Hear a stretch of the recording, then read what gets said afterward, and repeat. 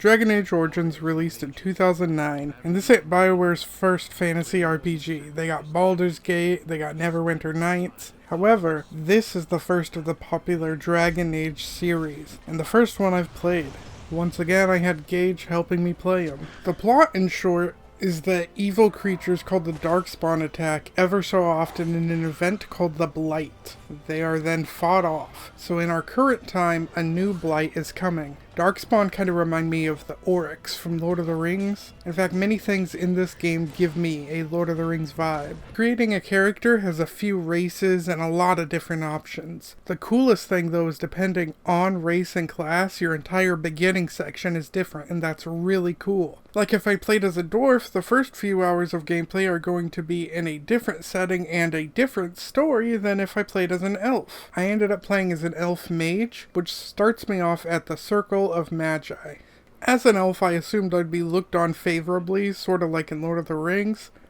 Wrong! Elves have been mistreated and many are servants. In fact, some people, when I talk to them, automatically assume I'm a servant and start talking shit to me. As for the mage part, the Circle of Magi is a very strict magic school, and by school, I don't mean a place you can apply to and you can leave. It's more like the Jedi Academy where you're stuck there and you follow all sorts of rules forever till you're dead. Well, they're getting me ready for the scariest rule. They're about to send me to a place called the Fade. If I can't escape the Fade, they kill me. If I don't get out fast enough, they kill me. And if a demon happens to possess me while I'm in the Fade, they kill me. What a fun test. This isn't optional. Every mage either goes through this or becomes tranquil, which basically means you are an emotionless husk of yourself. Not a zombie, just not really a person who has feelings or understanding, like how you feel after working retail. So we have to go do this, and into the Fade we go. Going into the Fade we meet many demons. Some are obviously demons, but others are pretending not to be. The Fade is an interesting place that constantly plays reality TV noises for some reason. After defeating the demons, we end up waking up in our bed where our friend Jowen has to be. He was worried about us and wasn't sure we would wake up. He then asks us all about it, because he hasn't been through that experience, and he isn't sure when they're going to make him do this test. The test is called the Howling, by the way, and I can't fucking say that. Howling. Jowen is also worried he won't get chosen and will be made tranquil, but we assure him that won't happen. Let me give you an example of a tranquil person. Welcome to the Circle stockroom of magical items. My name is Owain. How may I assist you? The stockroom is not a shop. Your mentor should have clarified this. The stockroom stores components used in magical and alchemical experiments. Do you require something? We also talked to a Templar named Colin.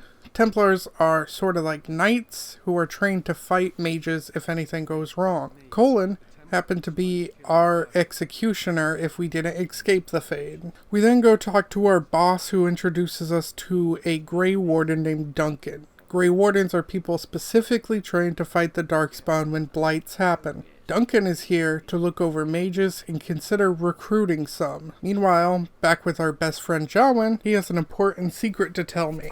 It turns out he's in love. And to make it trickier, he's in love with a woman from the Chantry, which is basically kind of a nun. The Chantry is really not supposed to procreate, especially with mages, so they got a forbidden love thing going on. On top of that, Jowen found out that they are going to make him tranquil, so he is scared and doesn't want that, so him and his boo want to run away. Only problem, well actually more like 100 problems, but the main problem is that every mage has a vial of their blood kept in a case in case they run away. They apparently can track mages down with their blood. It's called a phylactery. So Jowen wants us to break into this forbidden area, risk our life to find his phylactery so that him and his lover can escape. What do I get if I succeed? Nothing. What do I get if I fail? Probably death. It took me a while to decide, but I ended up deciding to help him for 2 reasons. The first is I assume we have been raised all our life together, and so we'd probably be friends. And the second off is I decided my character is someone who wants to help everyone and is mostly a selfless, super kind, goody two-shoes type character. On the flip side of why it was hard to make a decision though is because I figured my character would also be religious because she was raised just in it with the Chantry, so a Chantry fucking the mage is a no-no, so I assume she'd be against that. Not that she's against having sex, I assume she does it, she's just against Chantry breaking rules. Anyway, so it was hard, and she doesn't really want to risk her life unnecessarily. She just left the Fade, and that was terrible. A break from adventure would be welcome, but she decided to do it anyway. In order to break into that room, we need a staff. I talked to one of the senior mages who agrees to sign a form to get me my staff if I can clear out some spider enemies. Let me tell you, these are some of the best designed spider enemies in games, because they actually act like spiders. They use web against you, they can crawl on walls and ceilings, they drop down and scare you.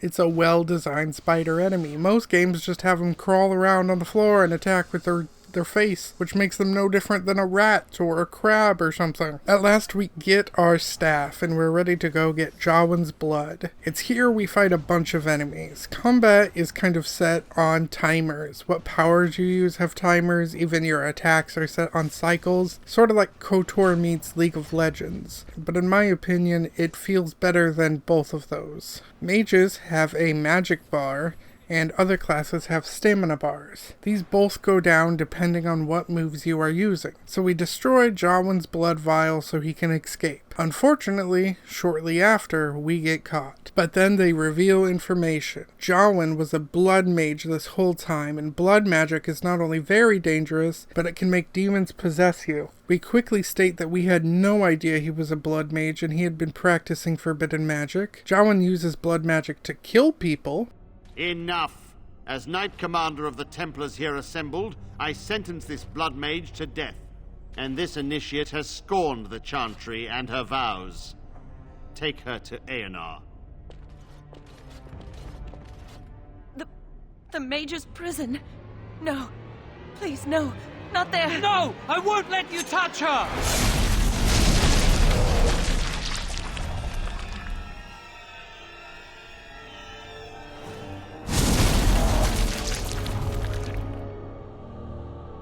By the Maker. Blood magic. How could you? You said you never... I admit, I dabbled. I thought it would make me a better mage.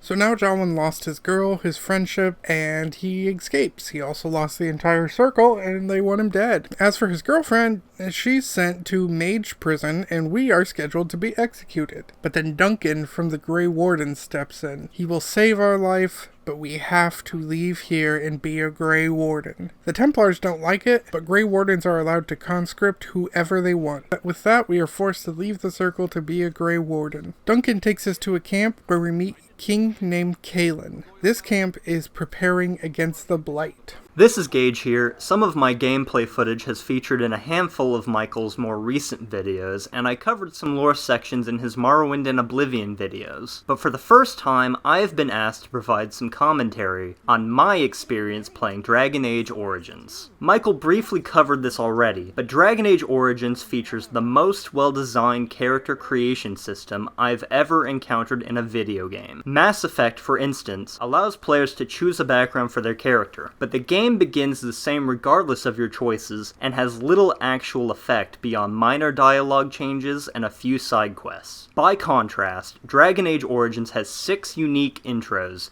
depending on your race and class, allowing players to actually experience their backstory rather than read about it, and develop their character before the main plot even begins. The background you choose has lasting effects throughout the entire game, making each character and playthrough feel truly unique. Want to roleplay as a pretentious asshole? The Dwarf Noble Origin lets you avoid speaking directly to your lessers by passing messages through your bodyguard. Want to play as an underdog? The Dwarf Commoner and City Elf Origins allow you to experience firsthand the poverty and extreme classism or racism of their respective societies. The origin you choose may even add nuance or additional options when doing major quests. Both dwarf characters have a personal stake in who becomes king of Orzammar, and a human noble can marry Alistair or Anora to make themselves co-ruler of Ferelden. The value added by this level of detail gives Dragon Age Origins unparalleled replayability. We then meet a couple other Grey Warden recruits, and Alistair, who is already a Grey Warden, and is working hand in hand with Duncan. He's a very sarcastic, silly guy, and uses humor to try to hide behind his true feelings. He also has a strange haircut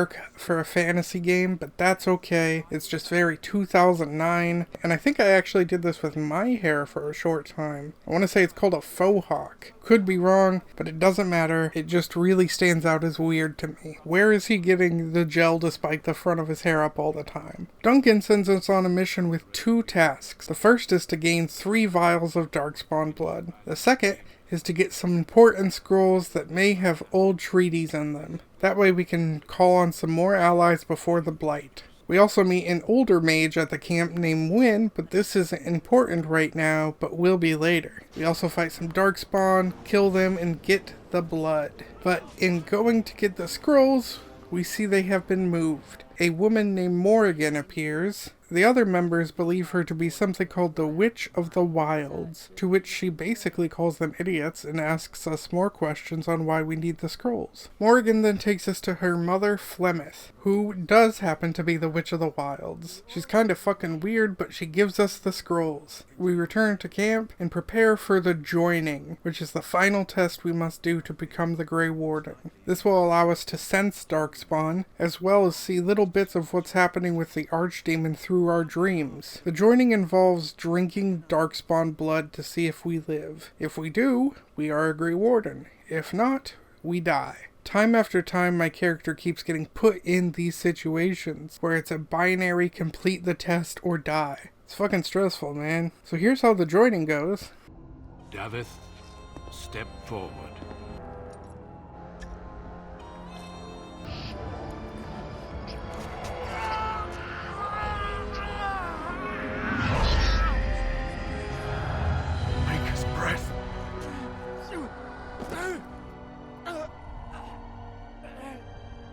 I am sorry, Davith.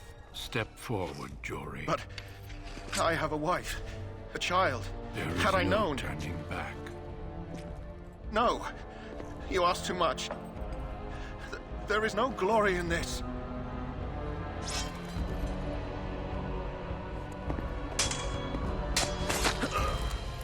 I am sorry. You are called upon to submit yourself to the taint for the greater good.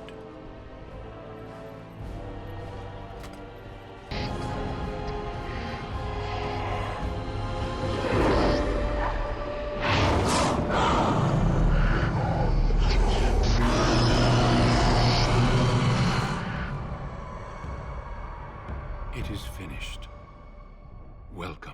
And with that nightmare over, we are now a Grey Warden. So then we got this other guy, Loghain. He's a powerful leader who's working with King Cailan. Our area is called Ferelden, and a while back it was being invaded by a group called the Orlesians. Time has passed and these are our allies now. However, Loghain remembers when they weren't, and he was a big part of fighting them for freedom. So he's reluctant to have them help us against the Darkspawn. Therefore, we are fighting this without them, as the battle's getting here before they will. Alistair and our main character are set off to go light the beacon that will tell Loghain's men to rush in. And this is a really, really cool battle that doesn't remind me at all of Minas Tirith.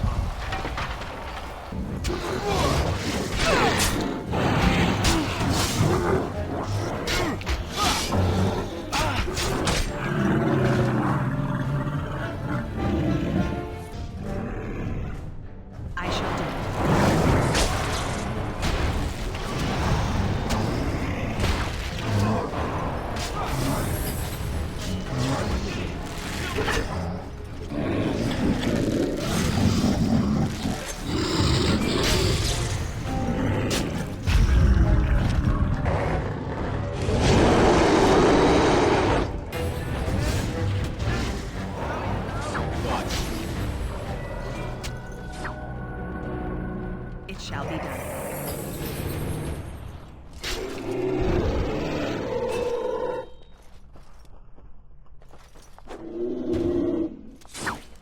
But then we light the beacon and this happens. Sound the retreat. But what about the king?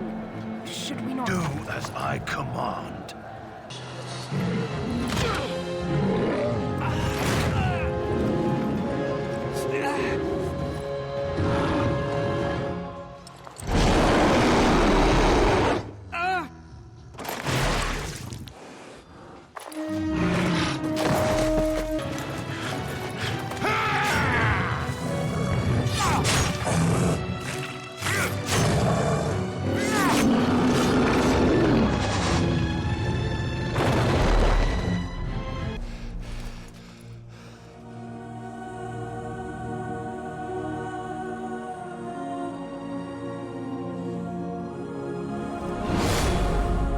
So yeah, the king is dead, Loghain fucking ditched us, Duncan died, the Grey Wardens died.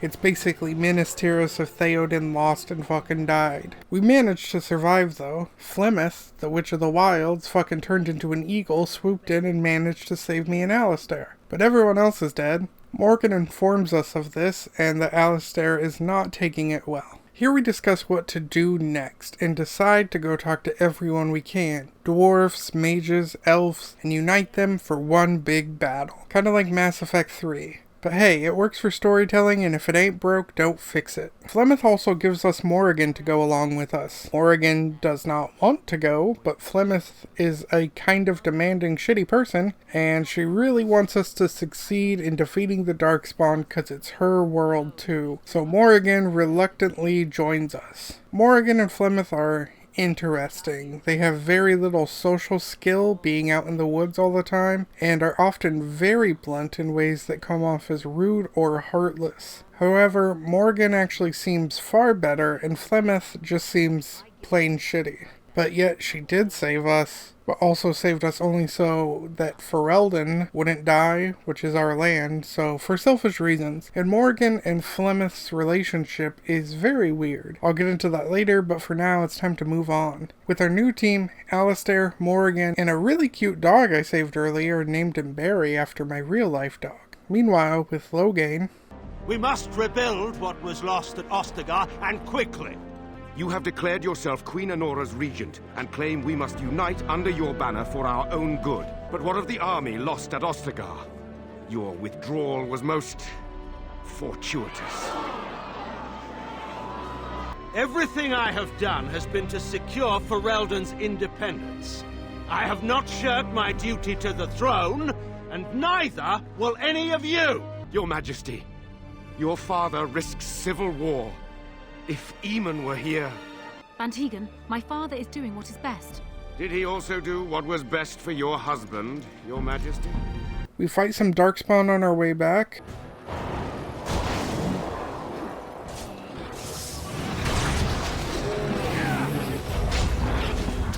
And off we head to the town of Lothering. Lothering is filled with refugees from the Darkspawn battle. People hurt, people dying, and vendors shooting their prices through the roof in these hard times. We also meet a man who could become one of our companions. He's imprisoned, he's a Canary, he apparently snapped and brutally killed an entire family. I tried to see if he had like a justification for it, and he said he did not. He also seemed to not really feel sorrow, and he said that he actually belonged there, and that he meant to kill them. So yeah, that sounds good to me. I decided not to bring him along as a follower. I don't need to worry about him attacking me, no thank you. We also meet Liliana. She is a sister of the Chantry, but helps us fight off some thugs. She ends up joining us as a companion. Is it strange that a sister of the Chantry is so good at fighting? Yeah, but honestly she's really nice, and she believes in the Maker, which I assume my character does too, so hey, they get along. We also find out that Arl Emond, who Alistair says we need to talk to, is very sick, and without the ashes of Andraste, he may stay sick and be unable to help us. And that they can't find him. And it also turns out that Loghain made Grey Wardens illegal and blamed the death of King Cailan on us. We also save some dwarfs from some Darkspawn, a merchant named Bodan, and his son Sandal, both of which are pretty great. They are in our party, but they start camping with us, which gives them protection and gives us a merchant that we have at all times at our camp. Speaking of camp, I've been having nightmares of the archdemon at camp, and Alistair too. I guess the darkspawn blood we drank helps us see what's going on over there, and it looks scary. On top of that, the dreams are also in the Fade, I guess, meaning in some way I've sort of been in the Fade before the Harrowing that I took at the circle, so I don't know. Talking to Morrigan, we learn she can also shapeshift, just like her mother, just not as well. We also attempt to talk to Alistair, and he uses humor to deflect from real answers, but we eventually learn he was a Templar before becoming a Grey Warden, training to keep mages in line. And then in the morning, Alistair gets serious and drops a bombshell on us. He says his father is King Merrick, and his mother was no one royal, so it was hidden that he had a kid, and he was sent to live with the Templars, making Kaelin his half-brother, and making Alistair kinda heir to the throne. So that's a lot of heavy news to drop on us. He doesn't even want to be king. This is kind of like Aragorn, where he doesn't want to be king, but there is currently no king, and he would make a better leader than anyone else who's trying to lead. We go see Tegan, the brother to the Earl, as he is facing undead threats. We go around preparing the town for battle. Nightfall arrives, and with it, the undead, to which the town of Redcliffe and us go rushing in.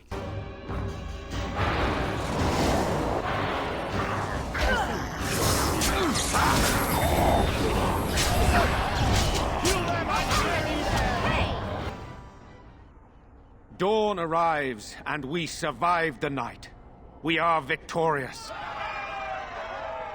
Just to state for the record, the Queen is still alive and ruling the country, and has been for the past 5 years as Kaelin's wife. Granted, her dad and current regent is Loghain, which isn't great for Grey Wardens given the fact that he scapegoated us for Ostagar, but the question of whether Alistair would make a better ruler than Queen Anora will become relevant later. Aside from that, I really enjoyed the Battle of Redcliffe and the sheer quantity of choices it offers the players. You can prepare as much or as little as you want to help defend the town, and there are several characters you can convince to help fight, or you can simply fuck off and do something else and the whole town will die. Redcliffe is always my first stop after Lothering, and aside from character creation, this is the first time in game that I really feel like my character's choices are affecting the world around me, and it provides a great taste of what's to come. With the town of Redcliffe saved, we still need to deal with the castle. Tegan, brother to the Arl, tells us of a secret passage before being pulled away by the wife of the Arl, and says she needs him alone. Tegan agrees to go alone despite everyone saying it's a bad idea, and we end up going through the passage. And guess who we see once we are in? And behind bars. It's Jawin. He's in jail for poisoning the Arl, and the Arl is sick because of that. Loghain had Jawin poison the Arl, and Jawin was here because a boy named Connor was showing signs he could do magic, and they didn't want him taken by the Circle, so they had Jawin training him in secret. Connor is the Arl's son. Jawin begs us to let him out, but at this point it's getting harder and harder to trust him, so I decide to leave him in there for now. We fight through hordes of the undead, and at last reach Tegan, Connor, and his mother. And it turns out Connor is possessed by a demon. So these are our visitors? The ones you told me about, Mother? Yes, Connor. And this is the one who defeated my soldiers? The ones I sent to reclaim my village? Yes. And now it's staring at me. What is it, Mother? I can't see it well enough. If I keep Connor alive, who knows how many other people could be hurt or killed. And the only other way to save him is blood magic, which feels like a bad idea. And going to the Circle to grab a bunch of mages hoping to get back before the Arl dies, and assuming Connor won't kill or hurt more while we are gone, that also seems bad. And well, yes, killing a kid is for sure bad. This kid is possessed and the demon is hurting people. So we fight the demon, which I can't show for YouTube reasons, and then we put an end to this, which was one of the hardest things ever to do because his mother was begging us not to, and I really didn't want to. But if I left him alive with a demon in him, too many people will get hurt, so I had to. Stop! Stop! Don't hurt him! Please, have mercy on him. He's just a boy. He doesn't deserve this. Make her help me. There must be some other way. Don't kill my baby. I'm begging you. No. Please,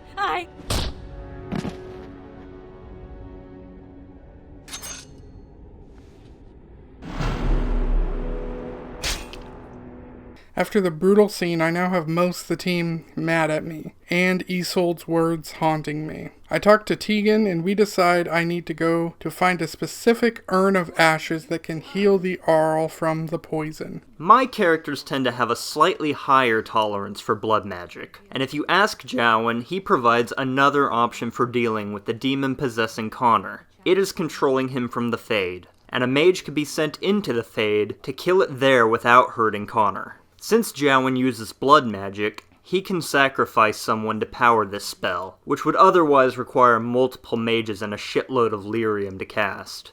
Isolde volunteers to be the sacrifice, and given the options I usually go this route, since she's a consenting adult who is also partially to blame for this shit show. Alistair will still be understandably upset. He hates blood magic and Eamon helped raise him, so he's practically family to him. But at least you didn't kill a kid. If your player character happens to be a mage themselves, and you choose to send yourself into the Fade, you are faced with another option. Instead of killing the demon, you can agree to let it continue to possess Connor, and it will teach you how to use blood magic yourself, which is the only way in the base game to unlock this specialization. The option that yields the best possible outcome is also the option I like the least, because of how counterintuitive it is. If you leave Redcliffe at this point, the demon will patiently wait for you to recruit the mages at the Circle Tower, after which you can come back and perform the same ritual without any blood magic, sacrifice, or repercussions of any kind. Alistair will be thrilled, but I just wish that there were consequences for letting a demon run amok in your absence, instead of this granting an unrealistically perfect outcome. Back at camp, Alistair shows how upset he is, which, oof, make it stop. I know. I had to do it. I didn't have a choice. I was given the trolley problem. Do I kill a possessed child, or do I doom a kingdom of people? And I chose to kill a kid. Stop making me feel bad. There was no choice. Have done something.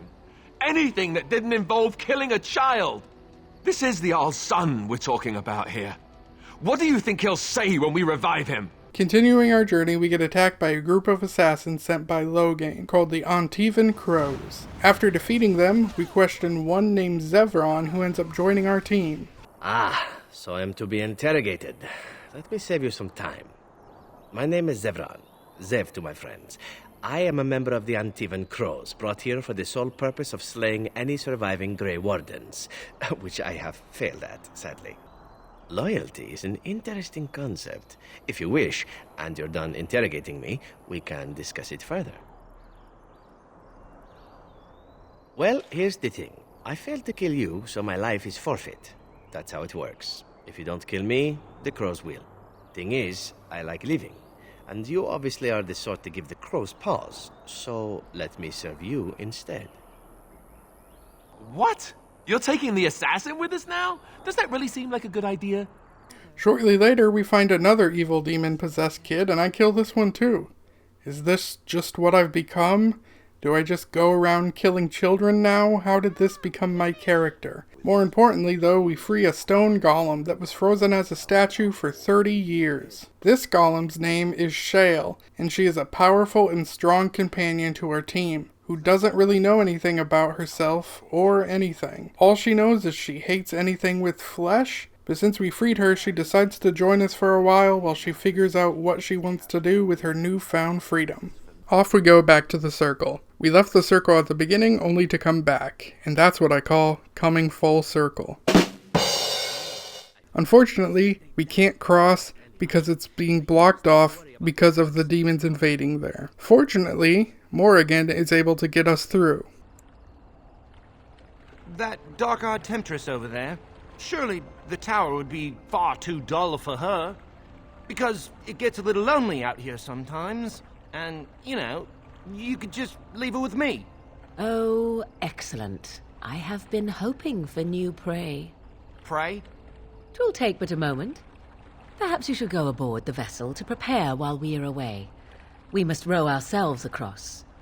I fear the lad will no longer have the use of his limbs or his eyes once I am done with him. Well, maybe I should, Wonderful. I can sense his terror. Oh, that will make the loving all the sweeter. So you said you wanted to get across. Maybe we should go now, right now. The Templars are waiting on reinforcements. Then they're going to go in and kill everything, including the mages. This is called the Rite of Annulment, and they have to get special permission for it in order to do it, but it will allow them to wipe out mages. We convince them to let us go and see if we can kill the enemy and save the mages before their reinforcements arrive, and they agree, but only if we bring back Irving, which was the head guy that made us do that stupid harrowing test. And if we bring back Irving, then they will trust that the mages are safe and not possessed enemies. So we go in and we meet Wynne for the second time. We briefly met her at camp, but it was so short it would be understandable to forget we had. She had barricaded herself and other mages with a magical door. Wynne joins our team as a senior mage, and we bring a team of mages and Alistair. We find blood mages who are the cause of this. They have brought demons and summoned them in a way to fight to attempt to gain freedom from the Circle. Which I understand completely, the wanting freedom from the Circle, but every time a mage dabbles in blood magic, I swear I see the worst things happen. I know I have no right to ask for mercy, but I didn't mean for this death and destruction. We were just trying to free ourselves. Don't you remember what it was like living here? The Templars watching. Always watching. The magic was a means to an end. It gave me the power to fight for what I believed. Fighting for what you believe is commendable, but the ends do not always justify the means. You don't really believe that, do you, Wynne? Change rarely comes peacefully. Andraste waged war on the Imperium. She didn't write them a strongly worded letter. We also meet another Desire Demon. This one is giving a Templar everything he could ever want. He is imagining his version of a perfect life, and it feels hard to take that away from him, knowing that me, myself, would fall for that so easily. The bad part is that she feeds on his desires, and it sucks out his life force and he dies, and then she does it to the next person. My character, however, doesn't negotiate with demons, so we kill her. We find a sloth demon, whose whole thing is he makes you very, very tired so you fall asleep, and he does his best to make your dreams seem like reality. And again, I would fall for this so hard. He sucks away life force while you sleep, but fortunately, my character is stronger-willed than I. This takes her into the Fade where she dreams of Duncan. She manages to realize it's a dream and to fight it, and Duncan. And while this area is a very neat concept, in execution, not only is it far, far, far too long, but it has way too much backtracking. You also gain the ability to shapeshift, but just in here, and this will not continue afterward. And you will need to gain all 4 creatures to shift into to beat the whole thing, which requires a lot more backtracking every time you gain a new creature. It's long and tedious and unfun, and wants you to do things in a very specific way. Like, here are some mages who I need to fight. I tried to attack them before they could attack me, but the game won't let me. I tried turning invisible and sneaking by them as a mouse, hoping they would fight each other, like every other mage in this dream world had done before, but no, they just forever stand there. So all the creativity feels kind of thrown out in this world. Well, not all of it, just like a lot of it. I'm more so just upset it kept blocking all my creative ideas. The game is fighting, then shapeshifting, then fighting, then shapeshifting, then fighting, then shapeshifting, and just keep rinse and repeat that for way too long. I don't know how many hours of this I did, but it was far too many. We find Morrigan in her dream, but what's really cool is she easily realizes it's not a dream. On top of that, this also teaches us a bit more about her relationship with her mother. Away! Away with you! I shall have no more of your pestering.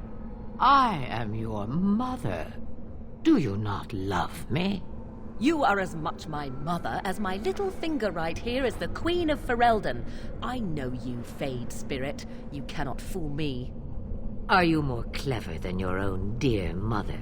Surely such pride must be punished. There! That is for not showing respect. That is far more like it, but it is too little too late, Spirit. After we free her, we next go after Alistair, and I'll give this compliment to the game. It's cool you get unique dream scenes for the companions you choose to bring along, and had this section been far shorter, I would not be hating on it so much. I guess another positive is you do gain quite a bit of bonus skill points for your character, so I guess that's good, but I still don't know if this place is even worth it. In Alistair's, he's hanging out with his sister Goldana, but the more we tell him it's not real, the more south it goes. Weirdly enough, in multiple spots, the game glitches and makes you either play parts again, or see the same scenes again, and I really fucking hate this area. Wynne is dreaming of mages being dead because she failed them, and we're trying to convince her that's not true. We eventually free her too, and at last we're ready to escape. We fight the sloth demon and kill him. Honestly, if I ever want to replay this game again, that whole section is just going to make me think twice about it. It was so long and there was so much shape-shifting even for the smallest things. I hated it. But back in the castle, continuing on, I start to remember that I actually like this game again. We also see Colin again from before. He was the Templar who was gonna kill us if we failed in the Fade. This trick again? I know what you are. It won't work. I will stay strong. Only too well. Ugh, how far they must have delved into my thoughts. The boy is exhausted. And this cage, I've never seen anything like it. Rest easy. Help is here. Enough visions. If anything in you is human, kill me now and stop this game. You broke the others, but I will stay strong for my sake. For theirs. Sifting through my thoughts, tempting me with the one thing I always wanted but could never have. Using my shame against me, my ill-advised infatuation with her. Oof. A mage, of all things. I am so tired of these cruel jokes, these tricks, these... Silence! I'll not listen to anything you say. Now be gone! Still here. But that's always worked before. I close my eyes, but you are still here when I open them. At last we meet the blood mage who caused all this, and we wreck his ass, saving Irving. With Irving saved, the Templars will not go execute everyone, and they have agreed to help us against Loghain. Not an important critique, but a needed one. I hate Irving's beard. It looks so fucking fake. Why does it look so fake? All the other beards look absolutely fine, but Irvin's got like a dollar store beard going on there, and he's the fucking, like, made mage guy. He couldn't, like, magic himself a better beard? You would think we are done, but we do want to check around the castle and gather loot. Perhaps I could have a try at that. I'm afraid not. Also, with Wynne, Liliana, and Alistair as my current main team, they are always saying nice things to each other, and I love it. You're a great mage, Wynne, and you're sharper and wiser than many people I know. Some young ones, too. Oh, but you should have seen me 15, 20 years ago. The fires have dimmed somewhat since then. But thank you, Liliana, for picking up after this old lady.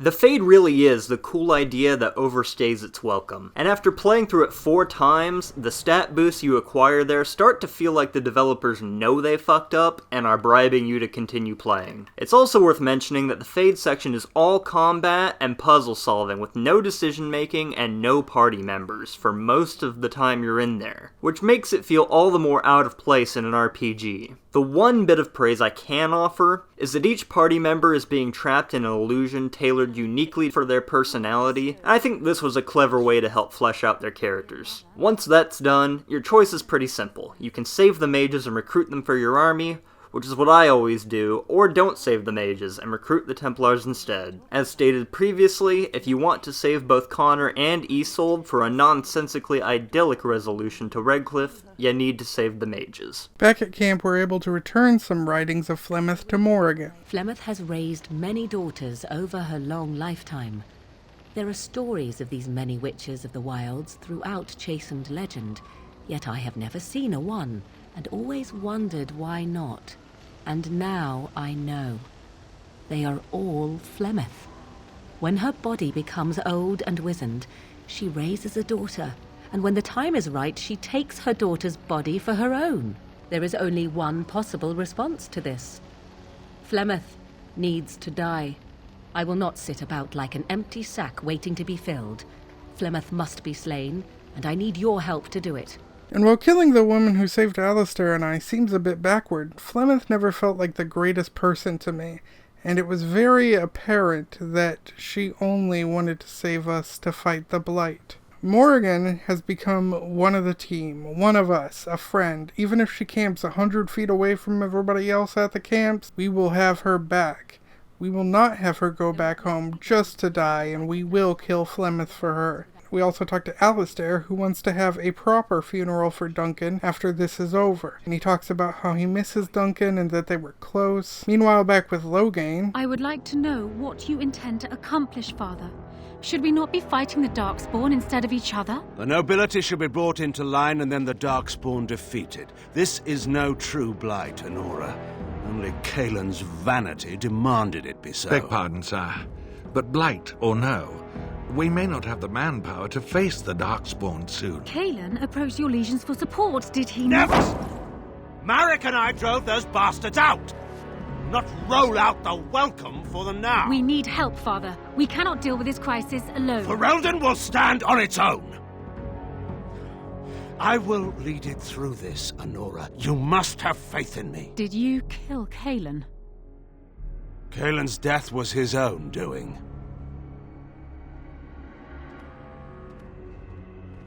Next we go off and meet the Dalish elves. They live in the woods and have the coolest tattoos on their face. We ask them for help against the Blight and they tell us they can't help us yet unless we deal with a different problem. This is going to be a regular thing, but at least this time it's different and varied enough to not be annoying. See, they have a werewolf problem. They get attacked by werewolves if they go out into the woods, and some of them are turning into them and will need to be put down. The leader tasks us with finding the one who caused the curse and killing them. We also meet his apprentice, Linnea, and she's about 1,000 times cooler and nicer and maybe more competent of a leader than the guy we just talked to. She's great, and honestly, if I could take her as a companion, I would. The Dalish are cool. Sadly, a lot of their culture and writings have been lost due to many bad years of war and slavery and such. However, lots of their culture is still very preserved, and they are very magical and very cool. They also stay away from cities. Off we go to the woods to deal with these werewolves. The werewolves actually talk to us and tell us to get the fuck out of the forest. There are also these talking trees out here.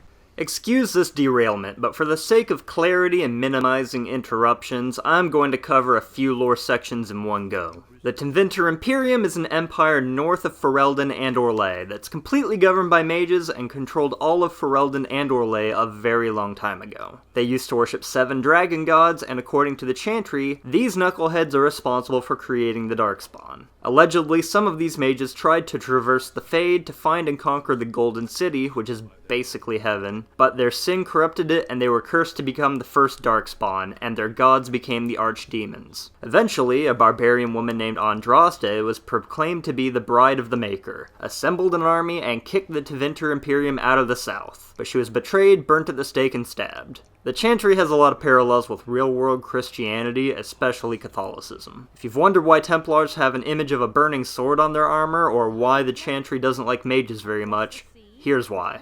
Andraste also freed a shitload of slaves from the Imperium, including elves. Those elves formed their own kingdom in the Dales, but they subsequently started shit with human missionaries, and the Chantry destroyed their kingdom in the equivalent of a crusade. The elves who refused to assimilate into human culture became the Dalish, and their face tattoos are a sacred homage to their elven gods. And this entire time, questing in the forest, Wynne is just giving us compliment after compliment, telling us how we are a good Grey Warden, and about how the Circle is proud of us and such. We then meet the Lady of the Forest, whom the werewolves follow. Due to her also having boobs, I can only show you limited amounts of her. We learn that some humans killed and raped Dalish elves long ago. The Dalish elf who sent us to kill the werewolves and the lady, he was the one who caused this curse as a revenge, because these were his kids. And while that's all good, I guess, there are generations who had nothing to do with what their relatives did generations ago. It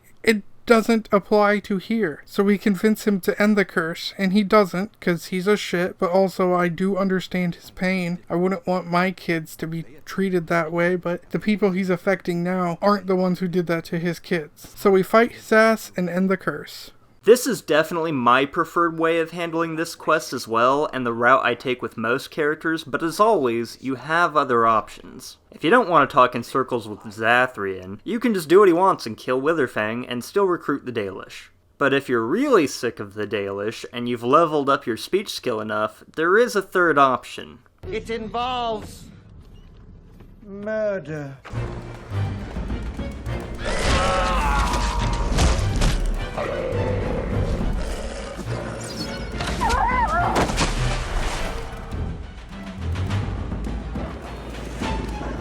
Returning to the Dalish, we find Lanaya is now in charge, which is great because she's going to be a better and more kind ruler, and she's just the best. Now we got the Dalish elves with us. Upon getting back to camp, Liliana decides to put on a concert for us. It's a beautiful sentiment, I think. One that brings peace and hope to the grieving.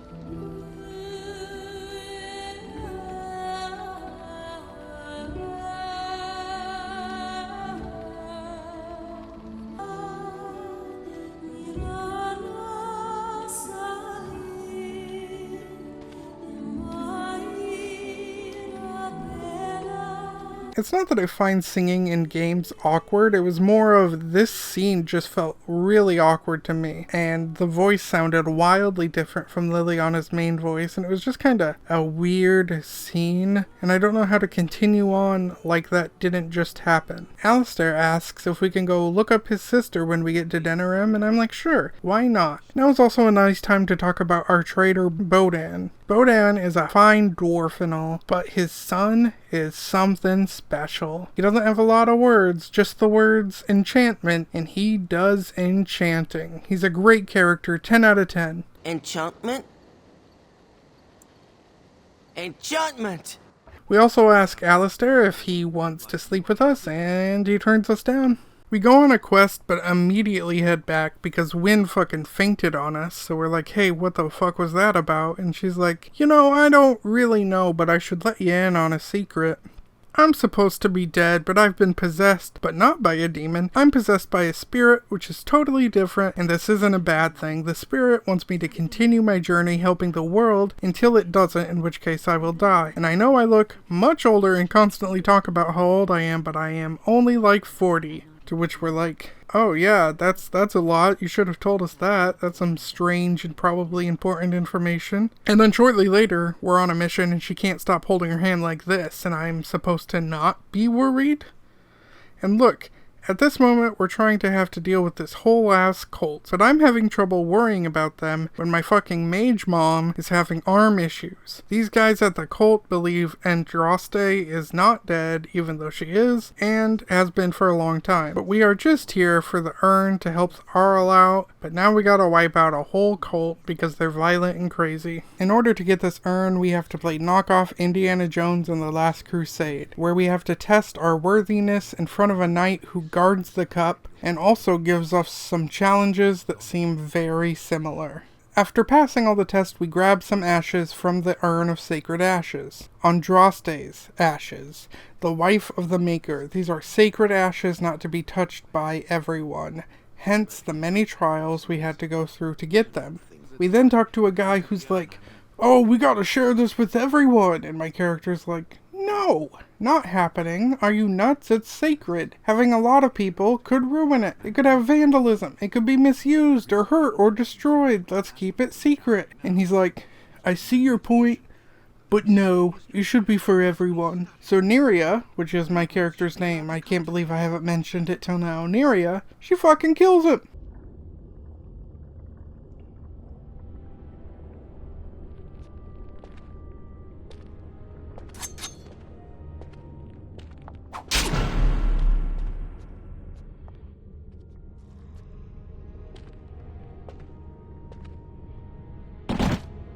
Was murdering a defenseless old man really necessary?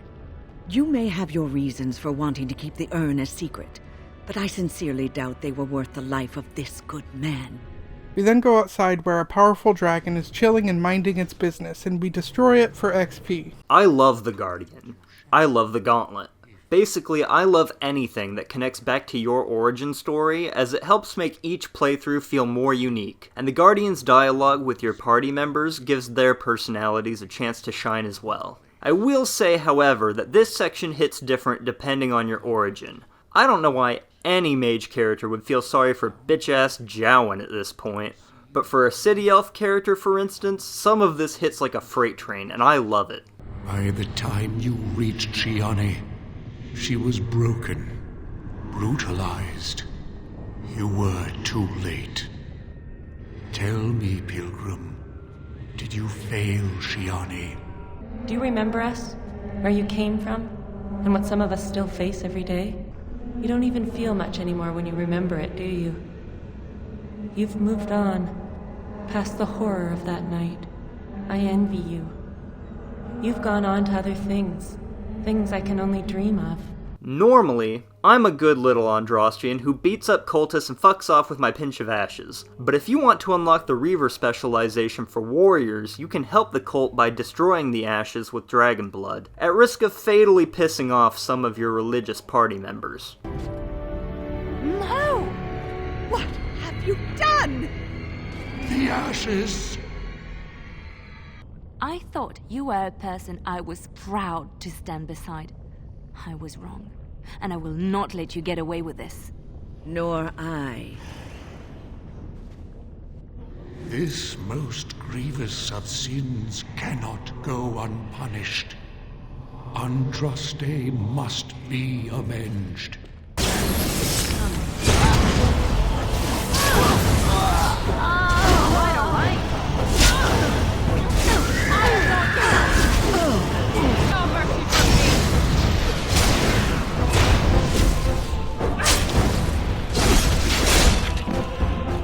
I don't advise bringing Leliana or Wynne if you decide to go this route. I only did it for the footage. On the other hand, if you're okay with a bit of cheating, if you unlock a specialization once, it remains permanently unlocked for all playthroughs. So you can poison the urn and reload your save to get the reward without being a canonical asshole. We pop by and see Alistair's sister, and it turns out she's a bitch. Here is one of the moments that can forever change Alistair by our actions. But since my character, Neria, is trying to romance him, she sticks up for him the whole time. Well, this may sound sort of strange, but are you Gordana? If so, I suppose I'm your brother. I knew it! They told me you was dead. They told me the babe was dead along with Mother, but I knew they was lying. They told you I was dead? Who? Who told you that? Them's at the castle. I told them the babe was the king's, and they said he was dead. Gave me a coin to shut my mouth, and sent me on my way. I knew it. I'm sorry, I didn't know that. The babe didn't die. I'm him. I'm your brother. Ugh, for all the good it does me. You killed Mother, you did, and I've had to scrape by all this time. That coin didn't last long, and when I went back, they ran me off. Oh, I see. A prince and a Grey Warden, too. Well, who am I to think poorly of someone so high and mighty compared to me? I don't know you, boy. Your royal father forced himself on my mother and took her away from me. And what do I got to show for it? Nothing. They tricked me good. I should have told everyone. I got 5 mouths to feed. And unless you can help with that, I got less than no use for you. Suppose maybe I could give her some money for my nieces and nephews. 15 sovereigns, maybe? Would you let me give her that? Then here, Gordana, take this money. I know it's not much, but... You, a prince, marching in here with your fancy armor and such, and this is all you got to offer? You must think I'm very stupid. No, wait, I don't think that at all. I want to help, if I can. You want to help? You go to whatever high and mighty folks you run with, and you tell them you've got nephews and nieces that aren't living as they've a right to. You do that! We then return to the Earl of Redcliffe and give him some of the ashes, and he becomes well again, which thank the Maker for that, because we really went on a lot of side quests before that. He could have died in that time. So firstly, just in case any of you nerds are thinking about correcting us in the comments, yes, we know that some of Alistair's background was later retconned and Goldana isn't actually his sister at all. His mother is still alive, and we'll actually meet her in Dragon Age Inquisition.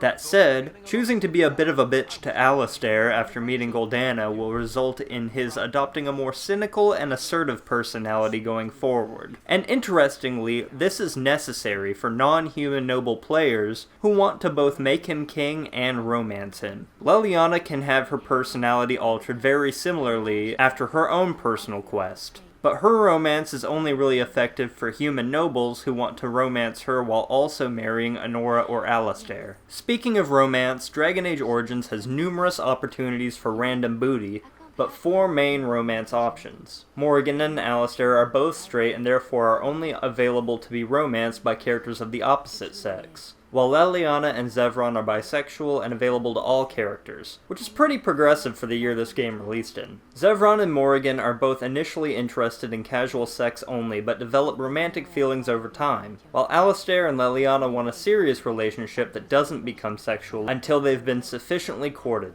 If you are playing as a human noble, Zevran and Morrigan are both fine with being your side piece if you marry another character, but Leliana will break up with you unless her personality has been hardened, similar to King Alistair's breakup with non-human nobles. If you do romance anyone and haven't pissed off Wynne enough to necessitate killing her, be ready to hear her nag you about how Grey Wardens have a duty to more than booty. Seriously, who told this bitch that clapping cheeks and saving the world were mutually exclusive? Aughra needs to follow through on his offer to spice up Wynne's sex life so she can stay the fuck out of mine. Back at camp, we talk to our followers. This is something we do every time we get back. Zevran likes to talk about being an assassin. Leliana talks about her past and accidentally says insensitive things. Wynne talks about how to do good or how she's old. Alistair avoids having sex. Morrigan talks of Flemeth. Shale talks of what little of their past they remember.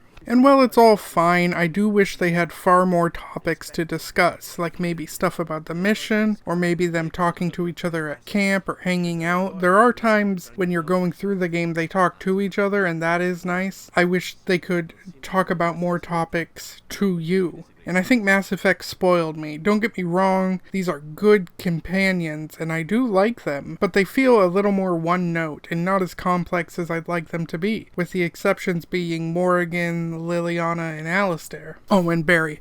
He's a good boy, and he can be as complex as he wants to be. Let's compare Zevran with another assassin. Zevran is charming, likes sex, and his whole life has been about being an assassin, and most of his dialogue has to do with him being an assassin. Now let's think back to Thane from Mass Effect. This is a guy who is one of the less complex characters of Mass Effect. And while him being an assassin is a big part of his life, and you can talk to him a lot more about that, it isn't his everything. He has a son, he cares about family, he thinks being an assassin is wrong, doesn't want his son to become that, he's religious, and he's sick and dying and trying to change some of his ways. He starts off cold-blooded assassin and opens up to you more and more, and you see a more gentle side of him. I'm not saying Zevran has bad writing. I love his character.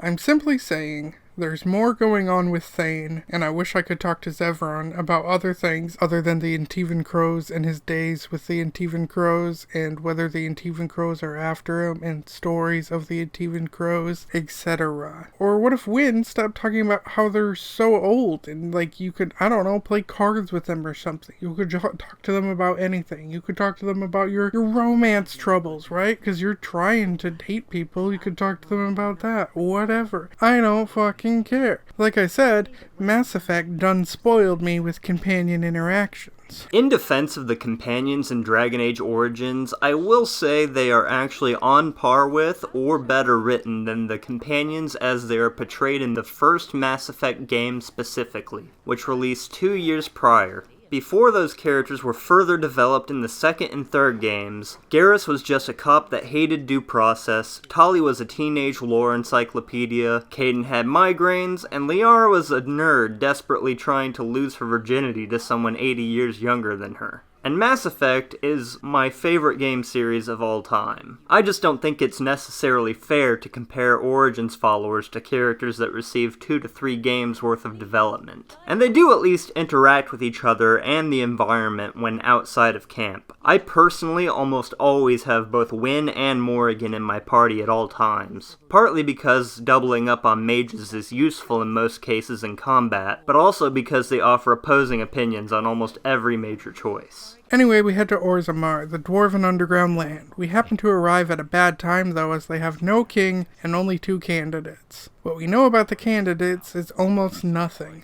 We have Haurmont, who many people say will be a good candidate, and others say he won't, and nobody backs up reasons why. We also have Balin, who many people say will be a good candidate, and others say he won't, and nobody backs up reasons why. Other information we know from citizens: Haurmont is good for business, according to some. Balin is handsome, according to some. Also, Balin is the dead king's son, but that king specifically didn't want Balin as ruler, and there are many rumors about each, but it's hard to find what is exactly true and what is just rumor. Often, if you listen to one side lie about something, the truth is probably the opposite. We also meet a dwarf who wants to go to the circle, which is unheard of for mages because dwarfs not only don't dream, but they're also disconnected with the Fade and therefore cannot do magic. She just wants to study though and not try to do magic, just to learn the stuff about magic. Her family thinks she's nuts for this,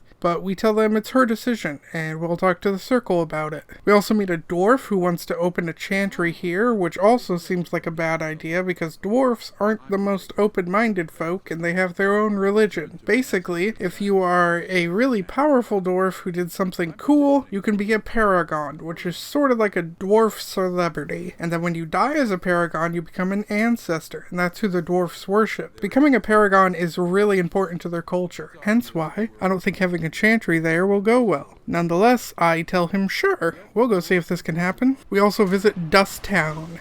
This isn't a Mad Max place, this is where the casteless dwarfs go to. Dwarf culture works on a caste system, which in my opinion is always an awful system, and fuck that shit. Casteless are lower than the lowest caste, and basically no one cares about them or wants to talk to them. Even hurting them or robbing them and such, not a crime. They are seen as less than people, and they have their face branded so everyone will know they are nothing. It's quite fucking awful. Anyway, we dip back to the circle and ask about the dwarf, and they give us the green light, and due to a glitch, she remains in Orzammar and is forever acting like she's currently in the circle. This circle is amazing. Thank you so much for making this possible. We then head to the Deep Roads. Darkspawn come from here, and when a Grey Warden is ready to die, they come here to fight the Darkspawn till death. Also, casteless are sent here to fight, which again is super shitty. But basically, we are doing some quests to get Balin as king. Why did we choose Balin? I don't fucking know.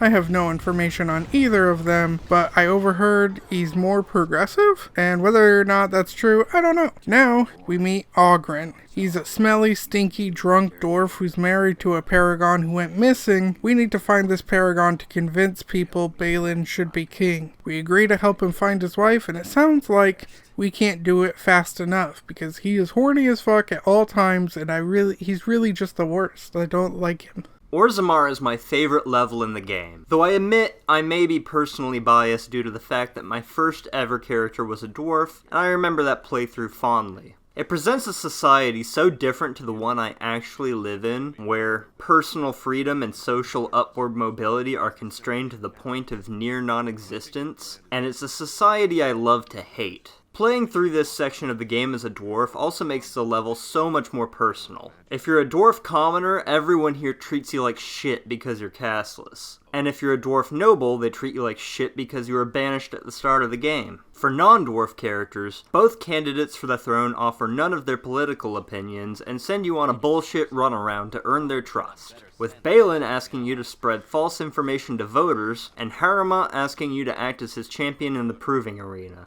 At face value, Harrowmont is clearly depicted as being at least more honest, but what does that even count for in a society as inherently fucked as Orzammar? As a dwarf commoner, however, you learn that your sister is no longer a prostitute, but a royal concubine to Prince Balin, who she has a son with and is genuinely taking good care of her. So you have a strong personal motive to side with Balin. On the flip side, if you're a dwarf noble, then Balin is your bitch-ass scheming younger brother who tricked you into killing your older brother and had you exiled. So you have a great reason to side against him. So we end up going to the Deep Roads with Oghren to try to find his wife and paragon, Branka. We kill tons of enemies as we go further and further, leaving the Deep Roads and entering many places that had not been seen in some time. We do meet some dwarves from the Legion of the Dead. They fight Darkspawn till they die. They didn't really have much of a choice, as it's the only job a castless dwarf can have. What we find out, though, is that there are these things called brood mothers. They are giant monsters, made of tits, and there is no fucking way I'm gonna risk showing you them. YouTube won't just shut me down at that point, they will send assassins after me. Basically, a very large monster, in height and in thickness, who is incapable of movement, has tentacles and a face resembling whatever it used to be, in this case a dwarf, and it's covered in boobs for feeding, and has tentacles. Basically, a broodmother is how darkspawn are made. Different darkspawn types come from different broodmother types. Like some darkspawn are more human looking, and some are more dwarf looking. It depends on what the broodmother once was. In this case, the broodmother was a dwarf, and Branka, Oghren's wife, had been letting her people be turned by this fucking thing for her own survival. Frankly, I love the design of the broodmother. It's horrifying, it's disgusting, and you just feel awful for the victims. It seems Branka is trying to get to the Anvil of the Void so she can control an army of stone golems. These golems were once dwarfs. We talked to Caradin, which is an old paragon. He talks about the stone golems and tells Shale some of her past. I made you into the golem you are now, Shale. But before that you were a dwarf, just as I was. The finest warrior to serve King Valtor, and the only woman to volunteer. The only woman? A dwarf? I laid you on the anvil of the void, here in this very room, and put you into the form you now possess. Branka doesn't want us to destroy the anvil. Help me claim the anvil, and you will have an army like you've never seen! Branka, you mad, bleeding nugtail! Does this thing mean so much to you that you can't even see what you've lost to get it? Look around. Is this what our empire should look like? A crumbling tunnel filled with darkspawn spume? The anvil will let us take back our glory! So it fights with Caradin? Good. That seems right. Thank you, stranger. Your compassion shames me. No! You will not take it! Not while I still live! So we decide we gotta kill her. So sorry, Oghren, but honestly, she's a shit, and it sounds like she deserved it. Caradin makes us a crown so that we can prove we have the support of a paragon. He does not want to know about the king we picked, though. In agreement, we destroy the anvil. As for the Anvil of the Void, Caradin looks like a metal-as-fuck bodybuilder who is trapped in a metal body that he built. Shale likes this pun and is willing to die on that hill, so you will have to kill her if you side with Branka while she's present. I almost always destroy the Anvil of the Void, but having golems in your army does make the game's final level much easier. We then return to Balin and crown him king, to which he immediately makes me think I made the wrong choice in candidate because then he orders his opponent's death. And holy shit, yeah, I have dwarven help now, but god damn it, I didn't want the other dude dead. I cannot defy a paragon. The throne is yours, King Balin. Then as my first act as king, I call for this man's execution. If you end up supporting Balin, he will execute Harrowmont, and in Dragon Age 2, he will be in the process of killing Harrowmont's whole family. He also suspends the assembly and rules as a tyrant with unchecked power, but brings much needed change to Orzammar. By contrast, Balin will refuse to acknowledge the results of the election if Harrowmont becomes king, and will need to be killed by the player character as he stages a violent coup. Harrowmont becomes a just but ineffective leader. In the end, players are choosing between the better person or the better leader, and this expertly foreshadows the lands meet later in the game. Back at camp, we flirt with Alistair a bit, and we even end up kissing him. Oh, you want to... right now? Well, who am I to refuse?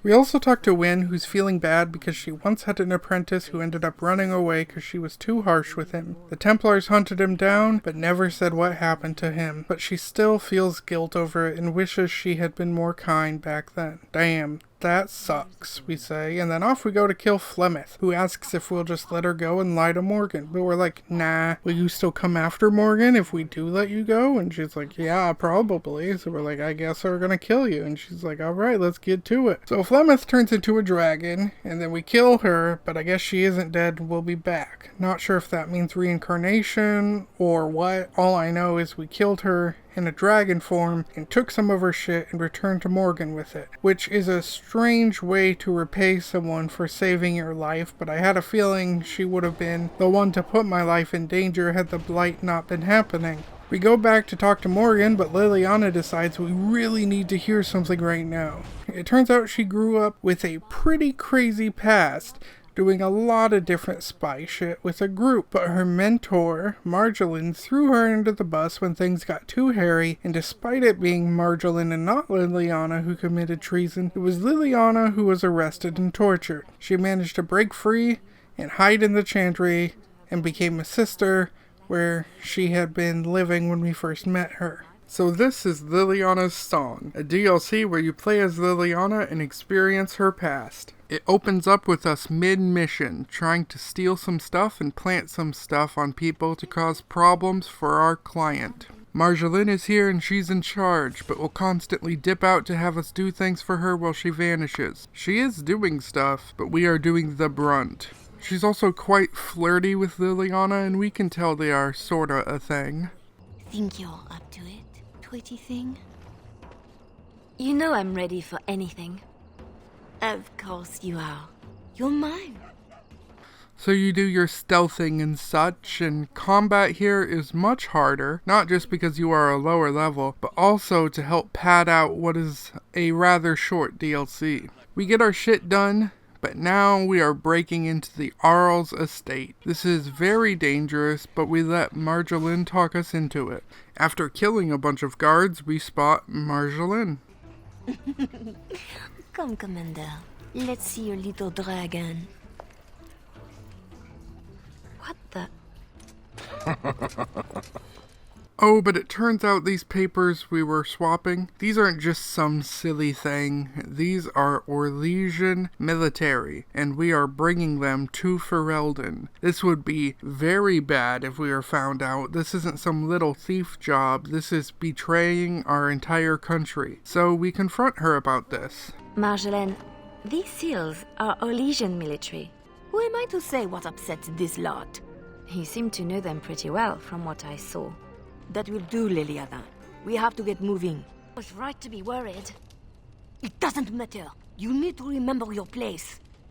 You do not question me in front of the others, Liliana. Not in the field, not anywhere. The game is one thing. We go back and forth between nobles, and the authorities turn a blind eye. It is amusement. But these papers... If the seals were Orlesian military, then bringing them to Ferelden is treason. Marjolaine, there is no blind eye for treason.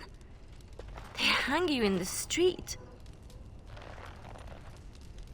My poor pretty thing, lost in a strange place. Oh, this is about seeing me with that officer, isn't it?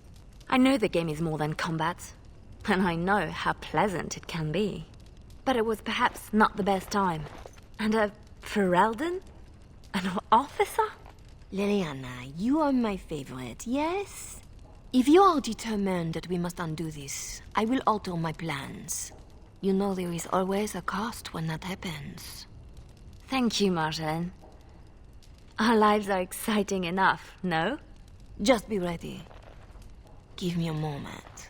So we break in again and undo our wrong, but the alarm goes off, so we gotta go get the hell out of there fast. Marjolaine, I fought the ones that could, but there must be more. It's all right. We can tell them about the papers. There must be an embassy, or they can petition. Shh, my pretty thing, shh. Our plan will work, won't it? I have a way out. Yes.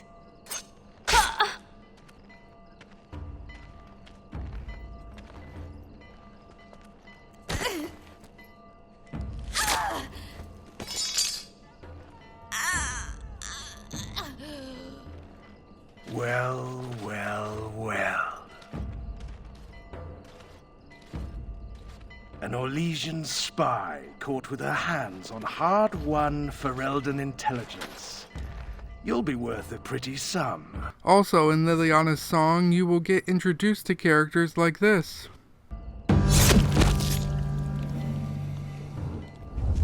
Once we've had our fun, of course. And I fucking hate it. Not just because it fucks with the tone and pacing, but also because why bother remembering some of their names? Your teammates might as well be named Mage and Dwarf. So we wake up in prison, and someone mysteriously passes us a weapon and says they are sorry for how Marjolaine has treated us. We have no idea who the stranger is, and they vanish just as quickly as they arrive. So then we gotta bust out of prison, grabbing Mage along the way. Dwarf died, but we pick up Warrior. But then we are so injured we pass out close to the exit. When we wake up, we are in the Chantry, and one of the women there is our mysterious stranger. She managed to take us to the Chantry. She explained Marjolaine got close to her, and she fell for her, and then she stole the papers from her. So she saved us because she too was betrayed by her. So off we go to kill the captain who has those papers. The one Marjolaine was flirting with. You're better than Marjolaine said, but I remember the scared little girl in my cell. Ole and Ferelden will both hear the facts of your legacy. Once I've had my fun, of course.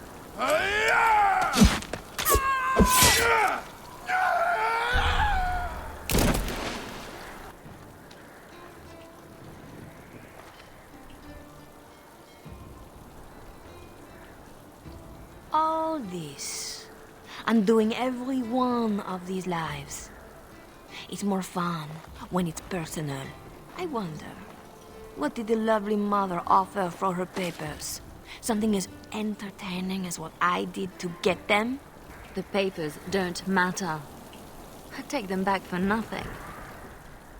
Then I was right to think you were dangerous. Don't turn this around on me. What you did was inexcusable. Once you started to question, it was only a matter of time before you would betray me. That's what I would have done. We are the same. No. So you say. But here you are, weapon in hand. I'm not your pretty thing anymore. I'm not your mirror. If this was reversed, you'd wake every day expecting my blade. Marjolaine, we are the same. And so then Liliana went back to the Chantry and became a new member hiding there and starting a new life. I thank her for telling me, and then I go tell Morgan her mom is dead. Now I have enough time to study Mother's grimoire to find a way to prevent her from stealing my body in the future. For she will be back. One day, I have no doubt of that. And if I cannot protect myself, one day I will track her down again in whatever body she inhabits, and she will die again and again if need be. But there is no need to think of such things now. I have you to thank for saving me, so let us return to the task of dealing with the Darkspawn, no? Ogren also asks if we can meet a girl. She's a dwarf named Felsi and happens to be a surfacer, meaning a dwarf that lives on the surface, which isn't really looked on well by dwarfs. I tell him sure, why not? Then while out and about we get attacked, and when we question our attackers, it turns out Liliana's past has caught up to her. They have been watching her this whole time. She ain't happy and we agree to go see Marjolaine and have a chat about this. We also want to help Ogren pick up the lady he wanted to go see. It was a bit of pain, but it was a personal favor for the King of Orzammar, you understand? The whole surface to choose from, and you just happened to come to my tavern?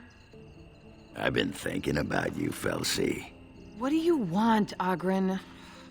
Nothing. Just thought I'd see how you were doing is all. Well, maybe that and grease up the Bronto, if you know what I mean. Well, you've seen me. You'll have to go back to Orzammar for the Bronto. Oh, well, it's been fun, Felsi, but I better go. Wait, you're leaving? You just got here. I haven't called you a shaft rat yet. Well, you can't keep the archdemon waiting. You hurt its feelings, it might just turn the whole Blight around and go home. Nobody wants that. Well, you don't need to fight it right now, do you? I mean, you could have a pint first. You could call me a surly Bronto. I could tell you that you smell like nug droppings. I'll tell you what, I got some things I gotta do, but I'll come back for that pint when things are settled, you frigid deep stalker. Fine, but you better not keep me waiting, you worthless copper-plated swordcast. Wouldn't dream of it. And Wynn gets closure when we find her apprentice alive and chilling with a Dalish. And she gets to apologize and they talk. So honestly, a good day for companion side quests, no? Speaking of Liliana, she goes on this big tangent telling us stories of the Witch of the Wild's Flemeth, which is really weird, because not only do we know the true version of the stories from Morrigan, but we killed Flemeth. We have met and killed Flemeth, and Liliana's here talking like we don't know her. We then pick up Arl Emond, who's a healthy boy now, and off we go to Denerim, where Loghain is at. The Blight is why I'm here. With Kaelan dead, Ferelden must have a king to lead it against the Darkspawn. Ferelden has a strong leader. It's Queen.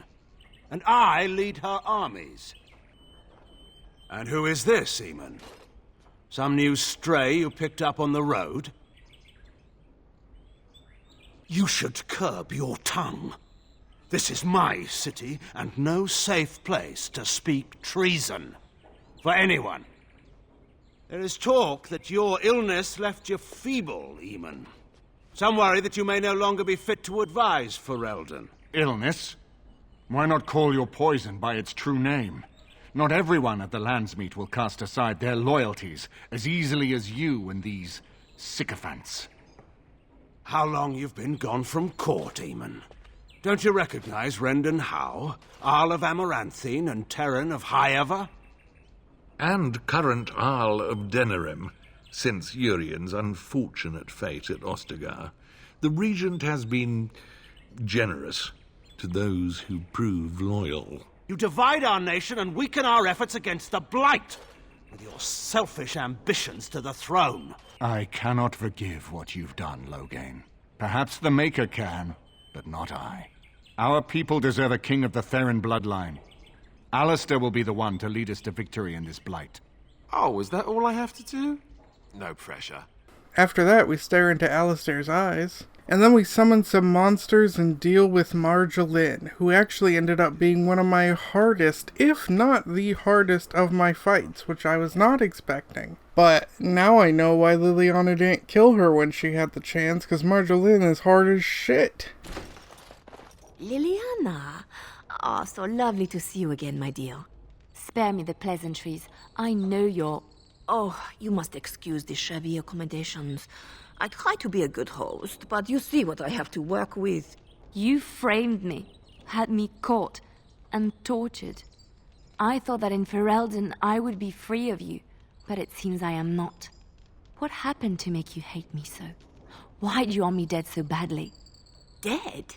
Nonsense. I know you, my Liliana. I know what you are capable of.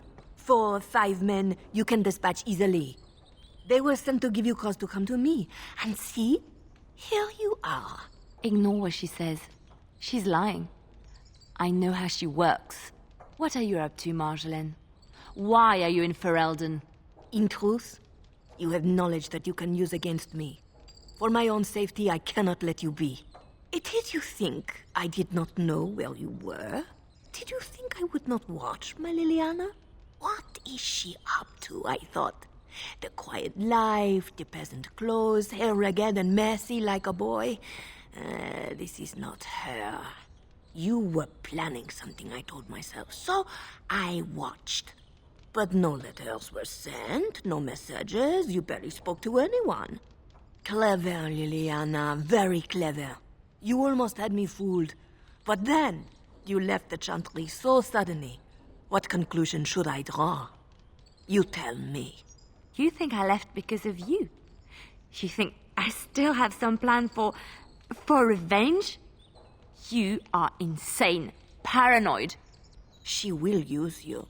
You look at her and you see a simple girl, a friend, trusting and warm. It is an act.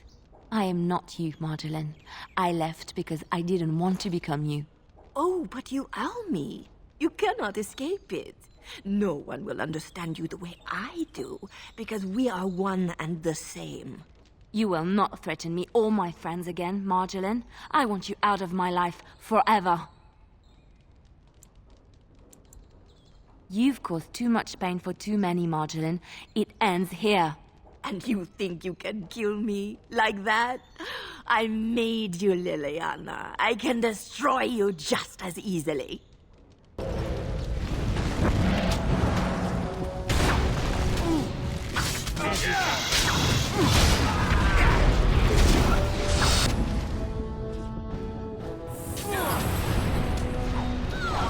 I shall do.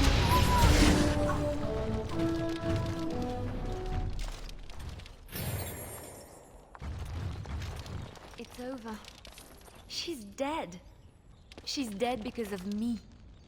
I need some time to myself. We will talk later. After this, we need to blow off some steam, so we head to a brothel and meet a woman named Isabella who's a friend of Zevron. Unfortunately, my capture card has been acting up, so this footage was lost. Isabella can teach you the duelist specialization for rogues if you either out-cheat her at cards or give her some good warden lovin'.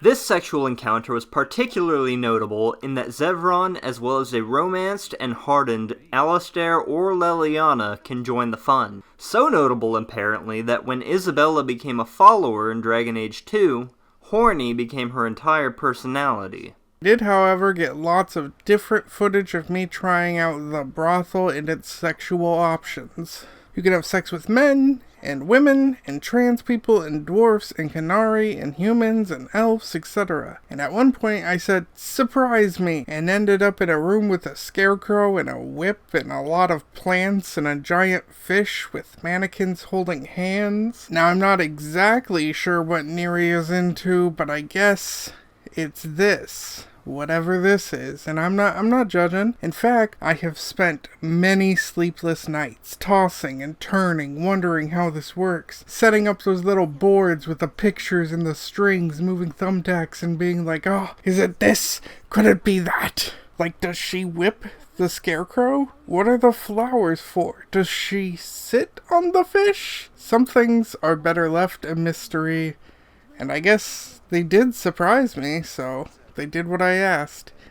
Anyway, it turns out Logain is holding his daughter, the Queen, captive. So, we disguise ourselves and go in to rescue her. We also rescue Riordan, a warden not from Ferelden, who came to see how things were going and found out the answer is not well. And then he ended up behind bars.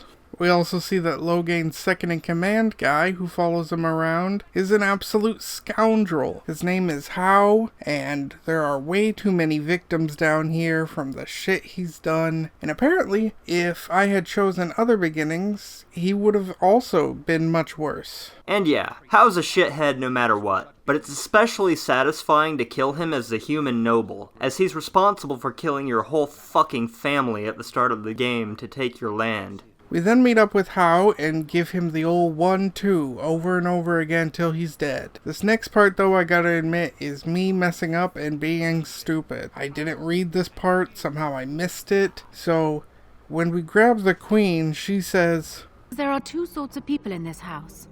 Those loyal to Hal, and those loyal to me. If Hal's people find me, I'll be killed. And my people will insist on escorting me back to the palace, where my father may also have me killed. But then this girl comes at me with an army and says we're under arrest for killing Hal. And I'm like, how? He tried to kidnap the queen. And she's like, Logain would never allow that. And in my mind, I was like, okay.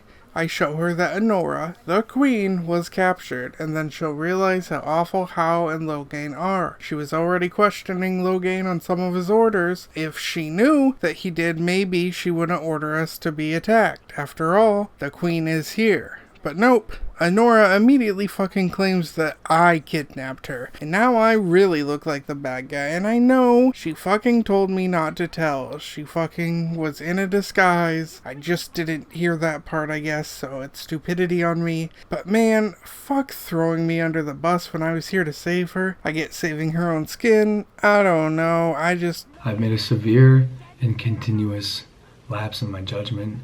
Anyway, we quickly get our ass kicked hard and thrown into a dungeon. Meanwhile, with Honora...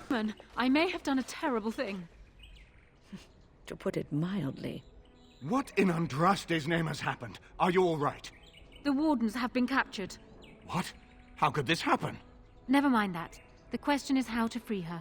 Surely you mean them, Your Highness. We need Alistair too.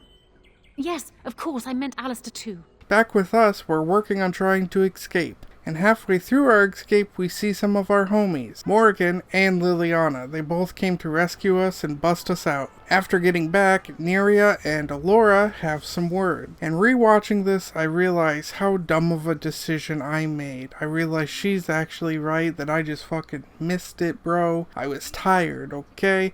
This was the last thing I did before bed. But now I got Neria just straight up not liking Honora for throwing her under the bus when she had good intentions. Even though, truly, it was me. Fourth wall Michael over here, who caused bad decisions due to a dislike of reading. Eamon also thinks she might be trouble, and to be honest, I don't know what to think. She's Logain's daughter, and she did kind of try to have me killed just like right there. I don't exactly trust her, even if now I currently understand why she did what she did. Doesn't mean Neria's just gonna fucking take that. The fight with Ser Cothrian and what comes after can be handled a lot of ways. It's difficult but possible to win this fight and avoid capture altogether. Michael got captured and fought his way out with Alistair. You can also grab disguises and bullshit your way out, or play as two other followers and attempt to bluff or fight your way in for a rescue, with different disguises based on what followers you choose. As for Honora throwing Michael under the bus after he threw her under the bus, she did say her father might have her killed, but if you later recruit Logain as a follower and ask him about this, he'll tell you Honora was just being a literal drama queen. Both of them are known liars, though, so the truth is anyone's guess. Honora does try to apologize in hopes that at the Lands Meet we'll have her back to be queen, but Neria has already decided Alistair, even if Alistair didn't want it. On top of that, she really doesn't trust Honora. Off we head to the elven alienage within Denerim. Elves have been quarantined off here and are apparently sick, but after talking to them it seems that's not the truth at all, that there are actually a lot of non-sick people that are being kidnapped, and while there does seem to be some sort of sickness, it seems to be coming from a spell, like some sort of magic. Even stranger is there are mages here who are not part of the circle. How is this legal? It's a bit confusing, but it turns out it's not. Logain is using all this to steal elves and sell them as slaves. And slavery is illegal, so this is big news that will piss people off at Logain. So I kill the slavers, then we head to the Lands Meet, which will decide who will rule Ferelden. Despite Honora thinking she should continue to rule in her husband's place, we still want Alistair too. So we both present our cases. Logain's like, Alistair's just a puppet, and someone else will pull his strings, and the Orlesians will conquer us, and also, they killed Caitlin. So then we're like, oh yeah? Well, you've been doing some slavery. And you ordered a retreat and left the king to die. And, Who poisoned the Jarl with a mage that uses blood magic? But then Honora steps in, and despite that he kidnapped her, she again goes against us to her father's side. After that, we get our votes, and we fucking tied half and half, so we could have a civil war on our hands. After a bit of fighting, we decide the best way to settle this is a duel. Alistair vs. Loghain.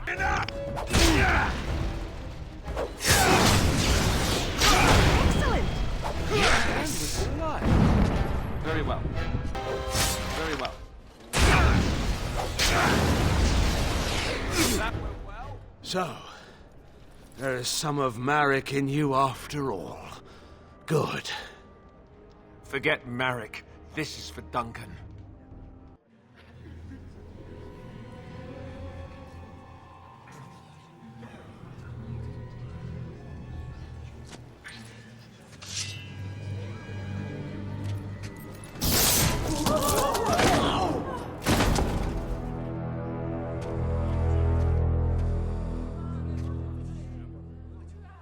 But then afterward, he fucking breaks up with me, cause he's king and he needs to have a non-tainted kid and such, and I cannot believe this betrayal. We need to talk. I don't really question why you did what you did. I didn't want to become king, and you knew that. But it had to be. But being king, that raises some questions about us. About you and me. First, there's the fact that both you and I are Grey Wardens. It's not just a question of obligation, but of blood. You know that Grey Wardens don't usually live to become old, right?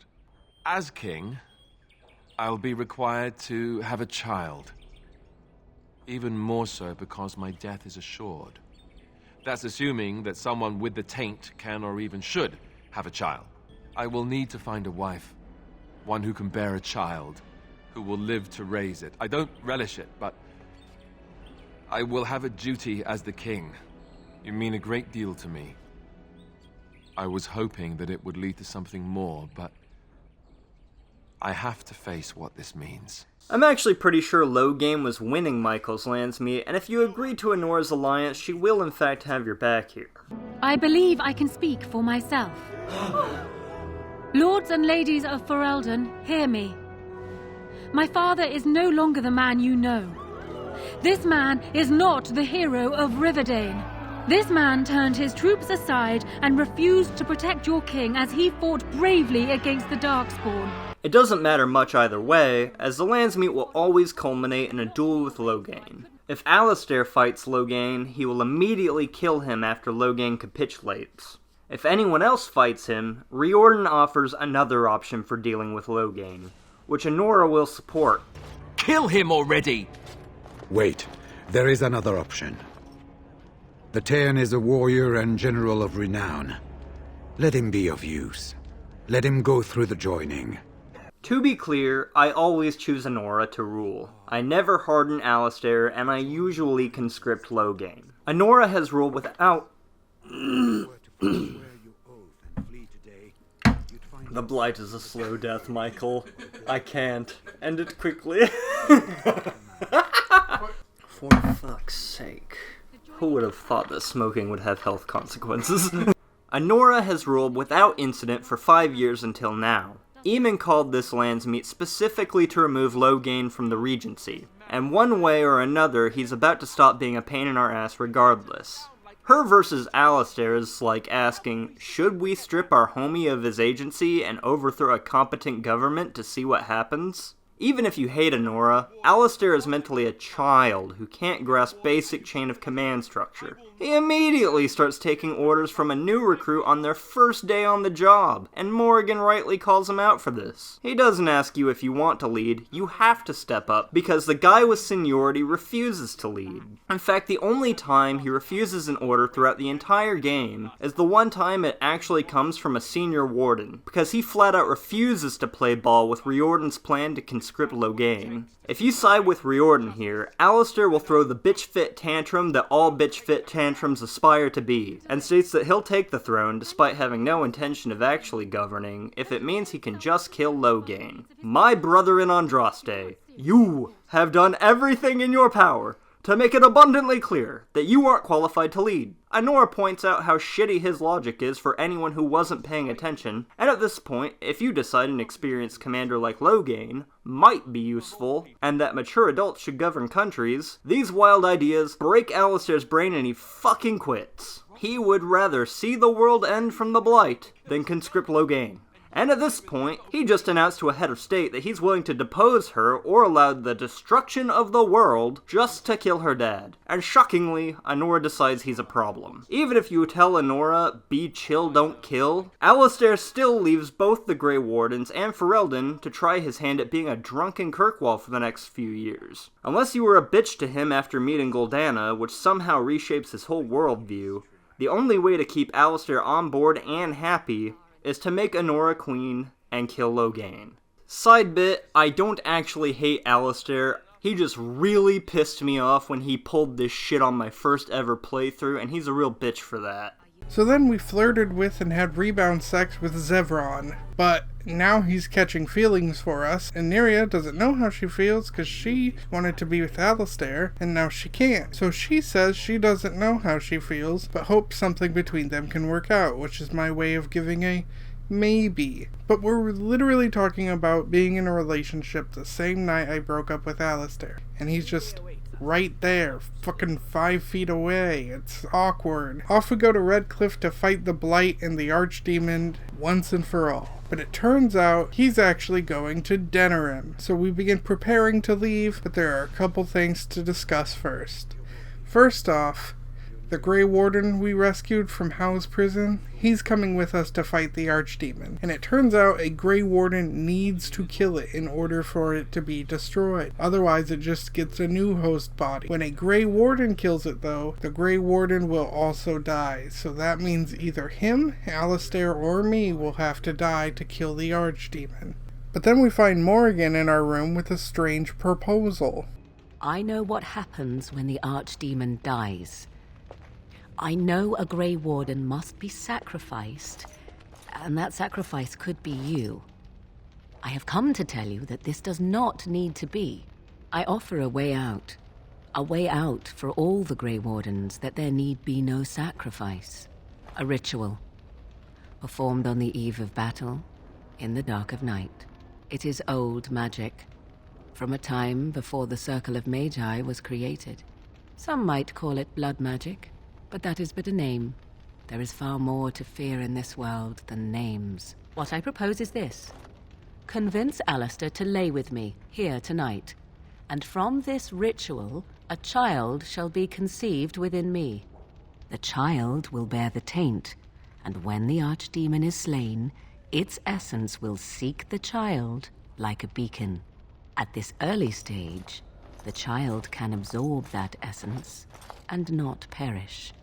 The Archdemon is still destroyed with no Grey Warden dying in the process. A child born with the soul of an old god. After this is done, you allow me to walk away, and you do not follow. Ever. The child will be mine to raise as I wish. Do not let your foolish pride condemn you. No Grey Warden asked for the sacrifice that is now demanded of them, and I offer all of you a way out. Will you not reconsider?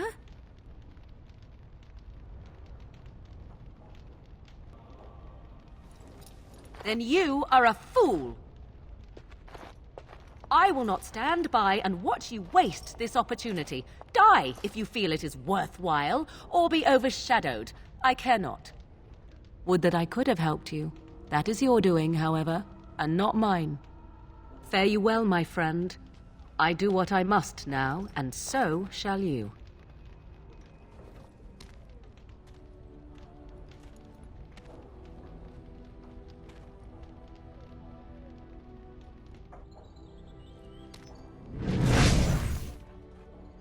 So So yeah, we lost Morrigan as a follower, and to be honest, even though I can't stand her, I'm bummed out because I did want to see this happen. But I knew Neria was super mega anti-blood magic, and I also had about 1,000 issues with the plan, but once I just chopped up all my issues to "it's just magic," that kind of solved all that. But now it's final battle time, and Alistair gives a speech.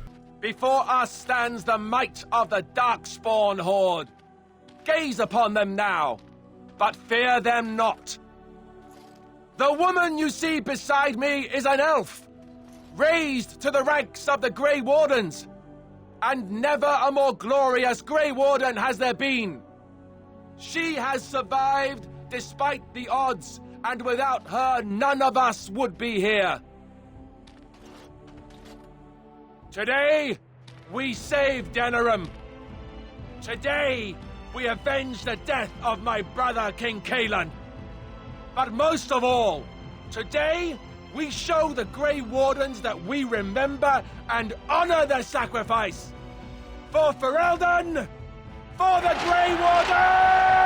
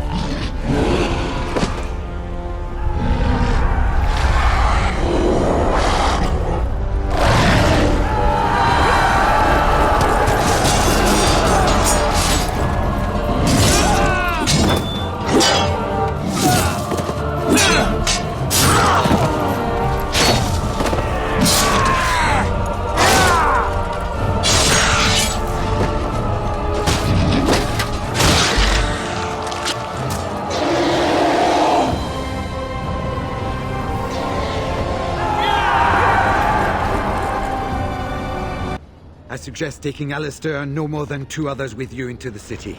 Anyone you don't bring with you can remain here to prevent more Darkspawn from entering Denerim on our tails. Now, who do you wish to take with you into the city?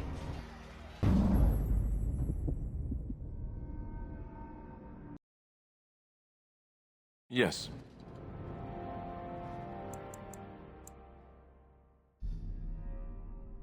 Yes.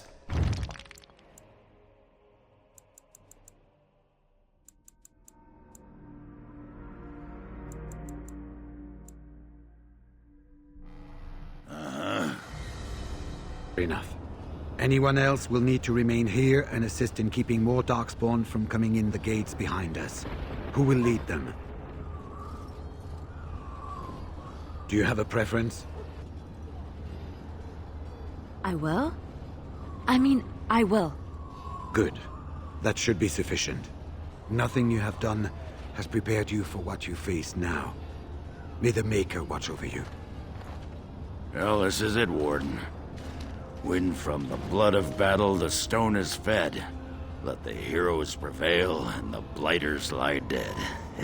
Would not have thought I would say this, but I am glad I am going with it. Perhaps we are not completely doomed.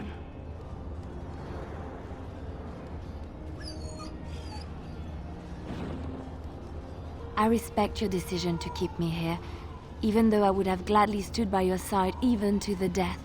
You have been a true friend, and I will be extremely cross with you if you don't return. Be careful out there. I will see you soon. Either we both die trying to kill it, or one of us dies making the final blow. Either way, both of us aren't walking out of here.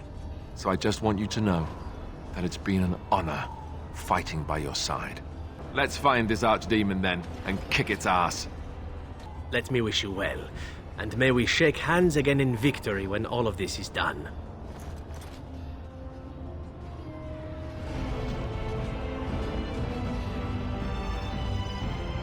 At this point, I typically have a very disposable Warden Loghain, and it's not hard to justify sacrificing him, which is what I did my first playthrough, because trusting Morrigan with an old god soul or killing myself seemed like worse alternatives. I did do the ritual on the playthrough where I actually romanced her, and a few playthroughs I did just for footage, and this is the only way to keep Morrigan for the final battle. My first playthrough, I did take note of the fact that Alistair and Morrigan are the first permanent companions you acquire in-game, and both had ditched me before the end. Aside from Morrigan sticking around for the Archdemon fight, doing the ritual is cool for the added layer of development her character undergoes as a mother when we meet her and her son in Dragon Age Inquisition. And while we fight, the other Grey Warden ends up dying.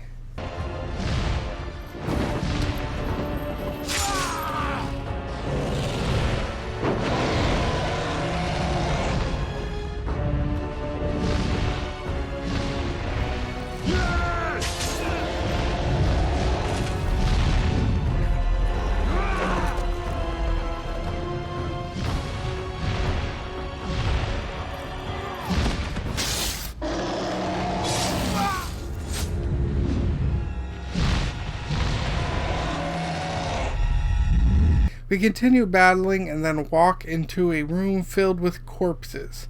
And who would be there but our boy Sandal?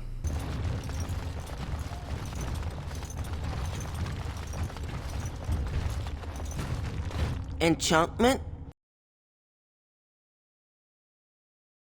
Enchantment! At last we fight the Archdemon once and for all. What's really cool about this and our previous battles in this last battle area is that we get to call upon allies that we got earlier. So I can summon groups of dwarfs or mages or elves and such, and it really makes you feel like you have an actual army fighting with you. Now this dragon fight is on the ground, which I criticize because dragons fucking fly. Why are so many dragon fights on the ground? However, this time I can explain it away because we got the other Grey Warden to hurt him before we got in.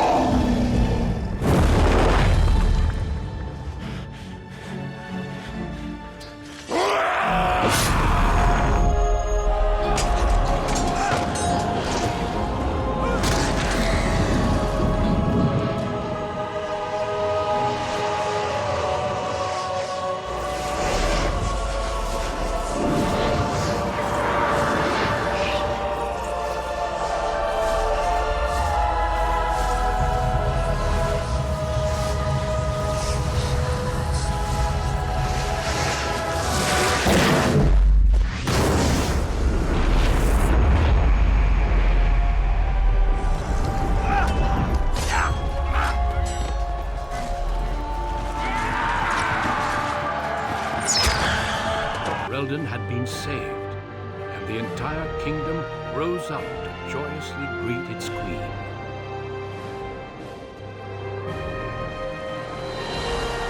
And with that, and Alistair dead, Honora is now queen, which we worked really hard to make not happen just for it to happen. Her husband died, then her father, then Alistair, and I guess Honora was just fucking meant to be in charge. And fortunately, she doesn't be an asshole to us despite everything that happened. I also asked for the Circle to gain independence, which isn't me saying, hey, no Templars, it's me more saying, let them have some freedom, relax them rules a bit. Maybe don't force them to stay at the Circle. Strict rules lead to rebels and we got blood magic going on. Give them some space. The Maker smiles upon you, or so they are saying. Luck and destiny are two branches off the same tree. I must thank you, however, for freeing the Circle from our shackles. That was most unexpected indeed. You could have asked for anything. I've been asked by the Chantry to return to the Urn of Sacred Ashes. I need to make sure it's protected. Maybe pilgrims can even begin going there again.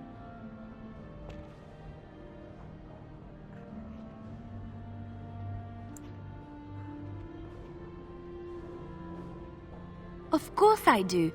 I can't think of anything more important. I can give something back to the entire world. It will be a grand adventure of my very own.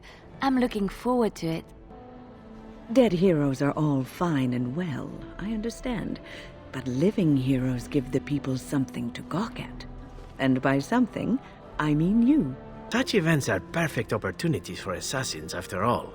I can't help but expect the crows to appear at any moment, which would be a welcome break, mind you.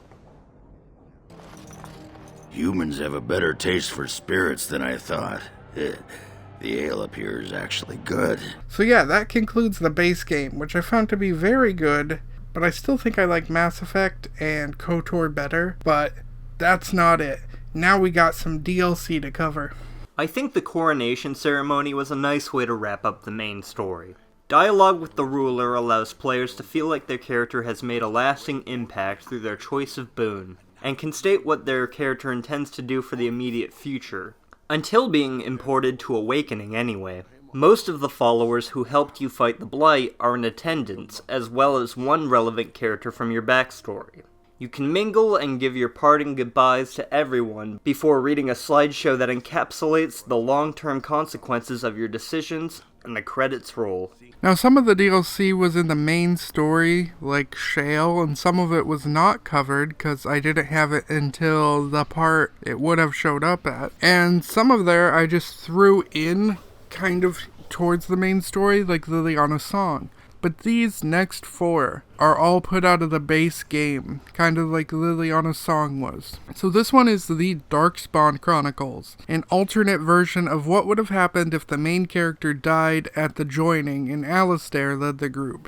You play as a Darkspawn and you fight and kill everyone, and that's about it. Not really a story, just slaughtering the main characters. You can also build a team of Darkspawn and recruit them and use their abilities, even ogres. You can even gift allies and it makes them love you so much, but you can't talk to them, and there are no main allies and they are all expendable, just to have an identical one recruited later. Going through killing everyone is interesting, but only so-so, and you can see a little bit of their lore in like the notes of what kind of happened, but again, it's not that much. To be honest, I expected a bit more, but it's honestly what it says it is. You play as Darkspawn and you kill. It's kinda weak for me, but I swear the game is just shoving in my face that Alistair shouldn't be allowed to lead. So this is Dragon Age Origins Awakening, a large DLC that comes after the main game. You can either create a new character or import your one from the base game, which is what I did. So now Neria is in Amaranthian, which is in Ferelden. She's in Vigil's Keep where Hal used to live, but he's dead now. So as Warden Commander, we're in charge of it, and this is where we are making and creating Grey Wardens.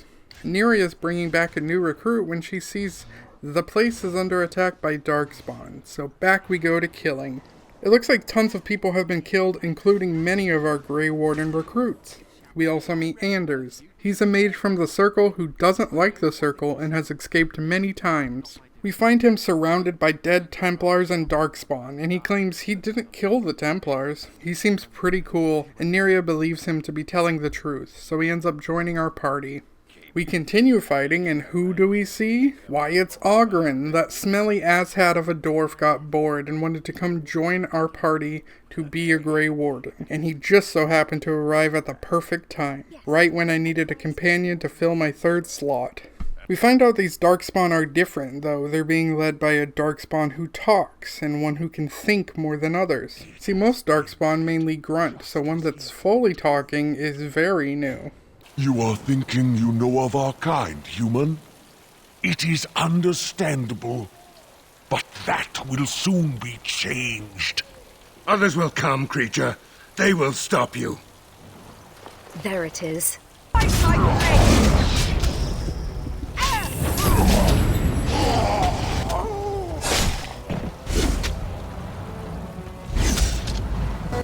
Commander, I owe you my life.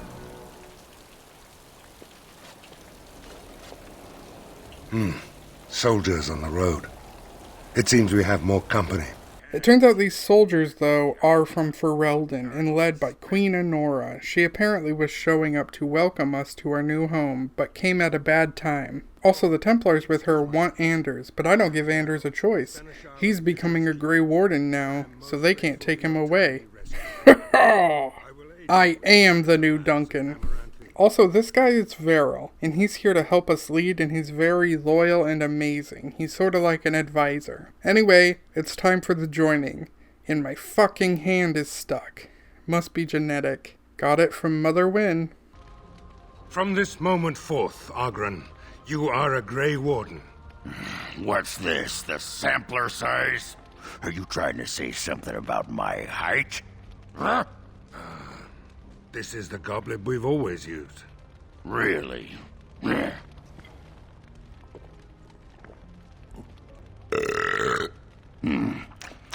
Not bad.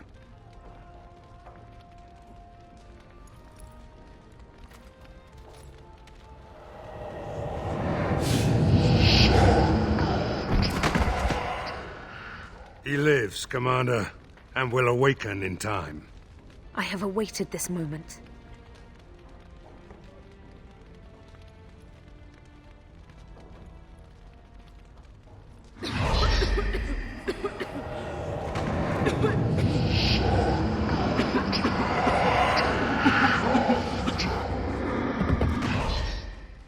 And of course, the one recruit I brought back with me, who wanted more than anything to be a warden, is the one who dies. And the ones who lived were one who joined out of boredom, and a guy who joined so he didn't have to die from the Templars. What I really love about Awakening is, as ruler, not only do we make decisions for the people, but like any good ruler, we go out and get our hands dirty with stuff too. Turns out there's a tunnel where Darkspawn can get through, so our first order of business is clearing it out and blocking it up. Also, I know Ogren is straight, but I don't know. The more I listen to him talk to Anders, the more I wonder, maybe this should be called Ogren's Awakening. What?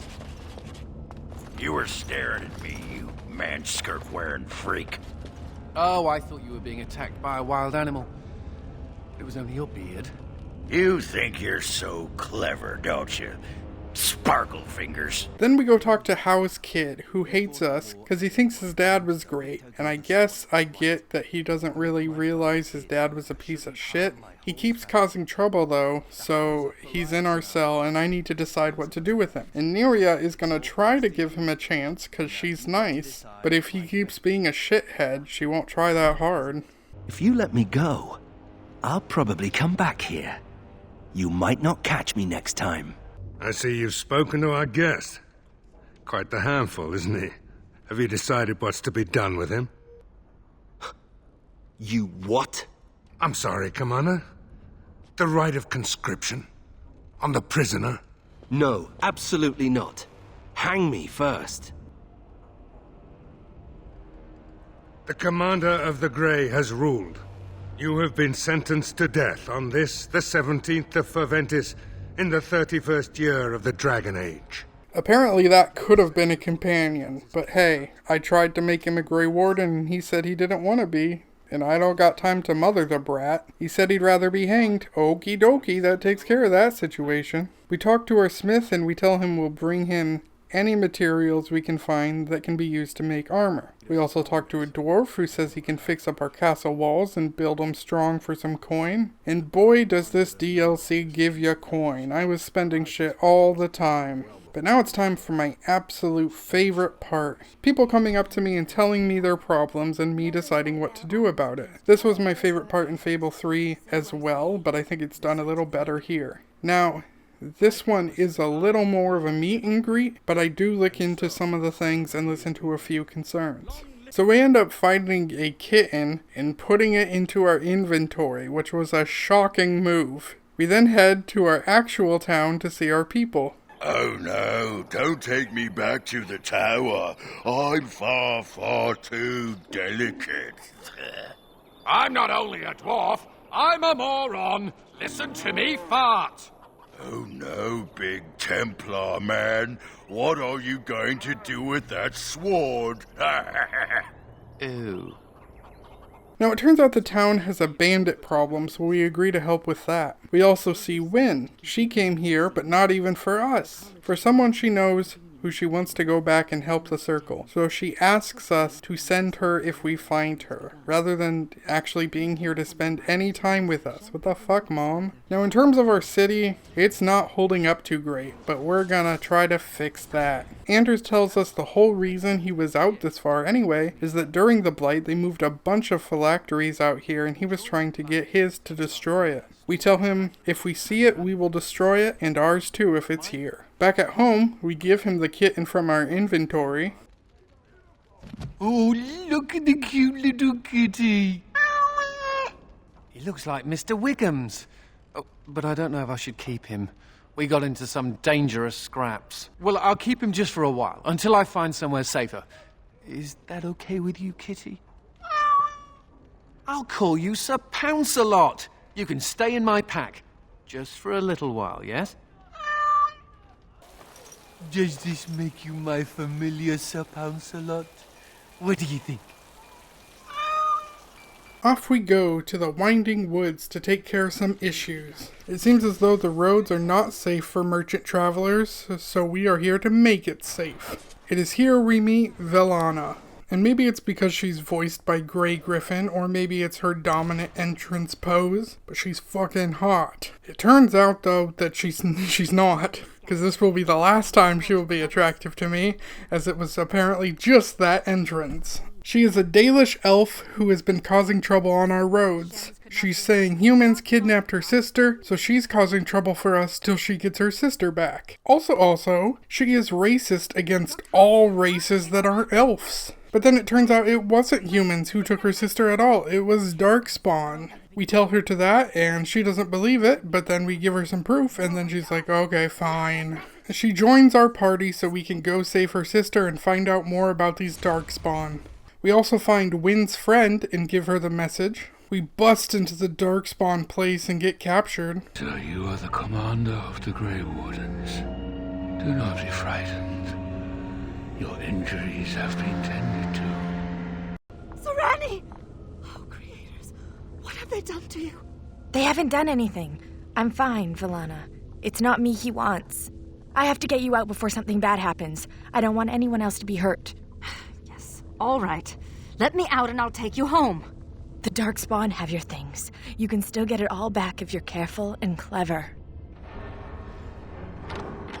They're going to come back to check on you. You have to hurry. Can't just leave you. Serani, wait! So then we wake up and fight our way out, only to see Velana's sister leave with Tall, Dark, and Handsome. Back at the base, Oghren tells us about his dreams, which is strange because dwarfs don't dream. We assume he means the Fade, but the stuff he's saying doesn't sound like the Fade. So now it's back to time to make some decisions as Warden High Commander. Be seated. The Warden Commander will first hear the matter of the Crown against the sheepherder Alec. On behalf of the Crown, I submit that Alec stole 2 bushels of grain bound for the garrison in Amaranthine. When confronted by soldiers, he confessed. The punishment for theft from the Crown is death by hanging. What say you, Alec? My sheep were slaughtered by the Darkspawn. My family was starving. I asked for mercy. Commander, mercy.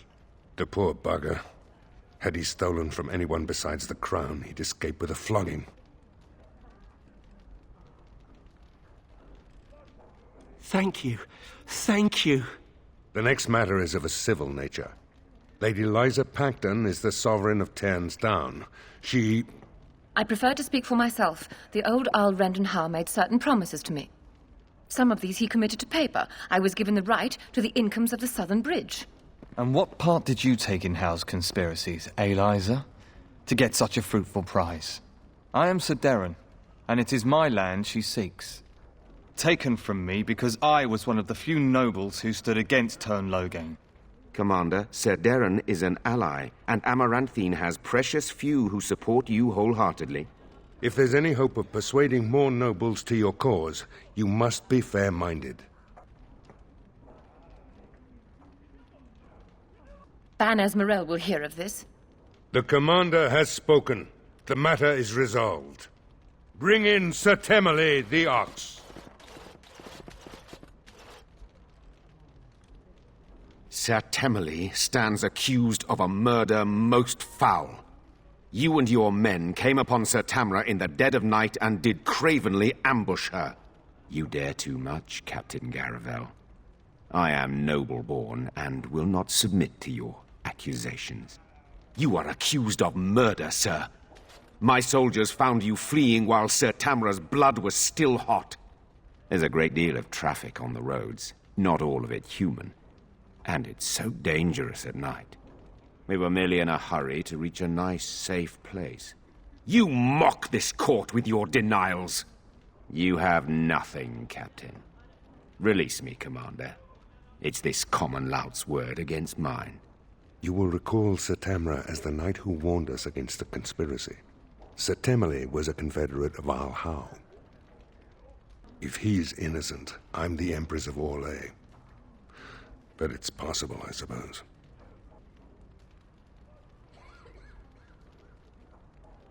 What is the meaning of this?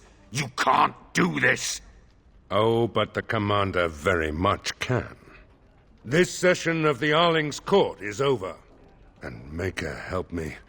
I hope the next one is easier than this. We also meet Velana's people, and they don't really like her. We keep her with us, though, for as racist as she is learning, she is growing, and I do believe her to be capable of change. And we end up bringing her into the Grey Wardens. Well, off we go to the Black Marshes, fighting everything there. Bunch of gross-ass swampland we own that could be used for more if it wasn't so cursed. There are a bunch of tears into the Fade, though, and a talking Darkspawn. He set up a trap for us and he sends us into the Fade. But whoopsie, he also ended up in the Fade with us and didn't mean to. Seems his boss, who he keeps calling the Mother, ended up tricking him as well. So now we are trying to escape the Fade. And Oghren is not doing too well with this, as he's not used to the Fade and dwarfs don't dream. Through the Fade, we kind of relive the past. There used to be a whole town here, but a very, very evil woman named the Baroness was the ruler of the town, and really fucked up this place. We also find an in-game version of me. I know I've done wrong, mistress. Please don't punish me, mistress. We end up teaming up with a spirit, which is like a demon, but usually good. This is a spirit of justice, and he seeks justice against the Baroness for her crimes against her people. The Baroness is working with the talking Darkspawn, and promises to get him out of the Fade if he kills us, and thus a battle ensues. In order to lure us here, we came looking for a Grey Warden, but he is dead, and that's what the trap was to get us here. But now, the Spirit of Justice has entered back through the Fade, somehow is back here, and is now in the corpse of that dead Grey Warden. He's also now our new teammate, and he can access some of that corpse's memories. We go around closing tears in the Fade, now that we are back and trying to find the Baroness, who also ended up back here. So this is the world of mortals. I am here. I have crossed the veil. The spirits will watch in envy as the mortals of this realm bow down before me. That will not happen, demon. Ah, it seems I was not the only one to be drawn here. How very tiresome.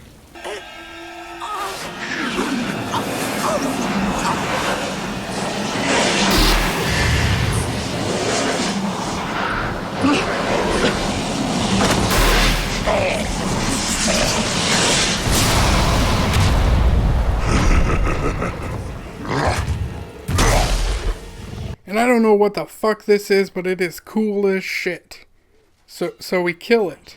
We then go kill a powerful dragon, who's only partly there, and is the old queen of the Black Marsh. And with that, the Black Marsh is going to be a far better place. Who knows, maybe someday we can build a town here again. Meanwhile, we got a talking Broodmother and a talking Darkspawn spilling some info. First, it is dead. The Grey Wardens are gone from the marsh. Wicked, wicked Wardens.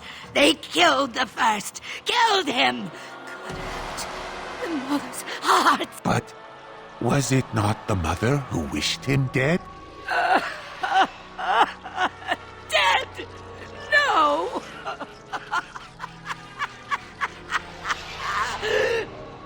Peace. I wished him peace. home again to hear the sweet. And when we return, things are getting out of hand and revolts are happening. My son is starving. Open the granaries. Don't believe the commander's empty words. If we get to the granaries, we can feed our families. We must not exhaust them blood. It shall be done. No concern for your own existence.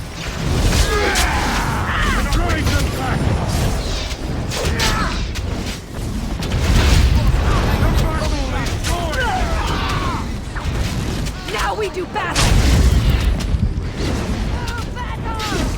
Ha! I knew we'd manage somehow. Peasant uprisings. They never end well. There had to be another way. You know as well as I that if you give in to the mob, you're ruled by the mob. You're right, Garavel. I'll be in the keep.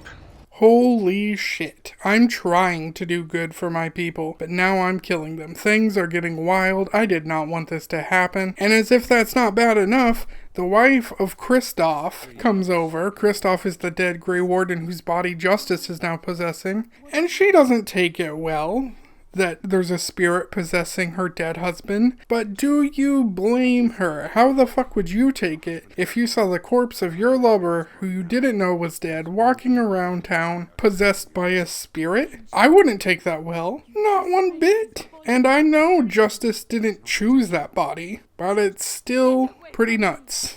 Also, Neria at this point is super powerful and has tons of buffs going on at once, which makes her look absolutely terrifying, not gonna lie. I would want to die if I saw her in the night. She's making Darkspawn look like cuddly, soft sweeties. You know that scene in the Bible when an angel appears to Mary and he's like, "Do not be afraid," but yet angels in the Bible are described in such a way that would be absolutely terrifying? Neria is that. She goes to help her people and she's like, "Do not be afraid." Anyway, we have a dwarf scout with us now. I just apparently lost my footage of getting her. Her name is Sigrun and she's a castless. But we convinced her to become a Grey Warden. Not only can she continue fighting Darkspawn, but also I guarantee we will treat her better than the other dwarfs. Also, Justice can apparently leave this body. I feel like he should, as possessing a corpse feels not nice, but I don't know what other body he would take over. Anyway, we slaughter Darkspawn, some of them uglier than before, and more bug-like. Also, Vallana is throwing out some points to Sigrun, and I'm doing a really good job fixing Vallana. Why are you so loyal to your Legion of the Dead, and to Orzammar? Don't they hate you? They do. I'm castless, so I'm worthless to them. And yet you'll give your life away to prove what? That I'm more than I say I am? You don't owe them anything. You don't need to prove your worth to them. Anyway, this place is nuts. Cursed with the spirits of castless dwarfs who threw their lives away just because the castes above them said that was the only way to be worth anything. Darkspawn are getting more bug-like, and honestly, I'm liking this look. It's a unique enemy type. We slaughter more and kill some talking ones and a broodmother. But now we got Darkspawn fighting Darkspawn. Some who fight for the Mother, who we have not met yet, and some who fight for the Architect, who is that tall, long-headed guy we met earlier. Mother, be calm.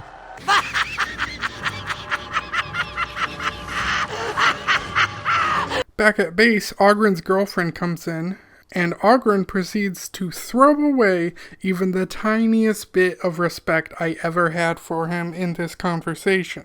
Hang on to your beard, woman. Is this a conjugal visit? Looking for Ogren to grease the old wheel? Don't lay a finger on me. You've done a lot of stupid things on a whim, but joining the Wardens... Didn't you say it would be hot? We were role-playing. You kept trying to make me into something I'm not. I can't play house like you want me to. I'm only good at one thing, Fells, and it's killing. You had a good thing in the army. They respected you. Felsie, I finally got the old conquer on straight, and I don't belong anywhere but here. Fine, Ogren, if that's what you want. The baby and I will just have to get by without you. I tried to talk to him afterwards, but he's still being fucking dumb. Women. Anyway, can I have a pony? Hey, I gotta thank you for saving my hide today. There was that guy, and he was all, and I was, but then I got hit by an arrow. And then I fell over, and it was meep, but you were there, and you were all, spectaculous. I was thinking about my plan for a grand fleet of Mabari chariots. Talked to your dog about it once. Didn't seem impressed. Anyway, he made it easy to figure out my main team. I will be benching him now. It's Valana, Anders, and Justice. We go to destroy the phylactery of Anders, but it turned out to be a trap. So we destroy our would-be captors. Sadly, no phylactery though. But he is very thankful. Thank you. You stood by me, and I appreciate that. We also stop in one more time so Justice can talk to his corpse's wife, which I feel like is a bad idea, but it goes as well as it can. Aura, please do not be alarmed. I do not wish to frighten you. You are in my husband's body. I am a spirit of justice. I meant your husband no harm. I would ease your distress had I the power. I knew when he left that this could happen. He told me. His father died a Grey Warden, too. Tell me, is there anything I can do for you? Tell me, and I will do it. Avenge him, spirit. I will wait for his ashes a little longer, if it means that whoever did this to him will pay. The Darkspawn. Yes, I understand. And she is gone. Did I do the right thing? That is wise. She loved this man a great deal, and he loved her. I envy what they had. I must think on this more. But another time. Thank you for bringing me here. Anyway, it's time to end this once and for all. We talk to our people about this impending battle, and off we go to the city to fight these monstrous bug-looking things. God, they're so fucking gross. I love them. Oh, but what's this? The other Darkspawn army wishes to talk to us and perhaps join forces to fight the army we are currently fighting? The Mother's army. It marches to Vigil's Keep. She attacks now. The Architect, he sends me to warn you. You must save the Keep, then finish the Mother in her lair. The Architect wishes to have the Grey Warden's trust. He does not wish to see the Mother succeed. The war wages on, and look how cool this armored ogre is. Holy fucking shit, man. He kind of reminds me of Ultimate Rhino from Spider-Man, but maybe cooler. And I know it's just an expendable ogre, just some ogre. But I would play a whole game about this guy, because he looks cool as shit. If I could have been an armored ogre, I would have been an armored ogre. We then once again meet Valana's sister. I'm glad to see that you are well, sister. Oh, Sereni. Oh, thank Mythal you're still alive.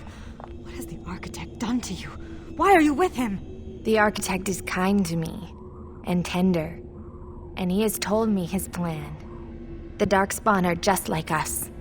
The Architect has freed them, and they search for a place in this world, just like the Dalish are searching.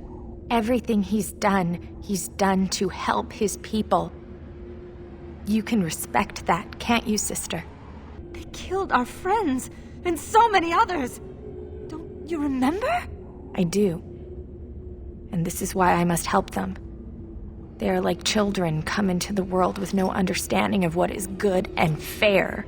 They have a bestial nature, but I've seen them overcome it. They just need to be shown how. And so we meet again. No, Uther. That is not how this must begin. I owe you an apology, Commander. When last we met, I intended to explain myself. Fate, however, intervened. My kind has ever been driven to seek out the old gods. This is our nature.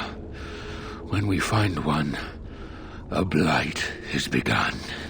Each time we attack your surface lands and you fight back until we are defeated. To break the cycle, my brethren must be freed of their compulsion.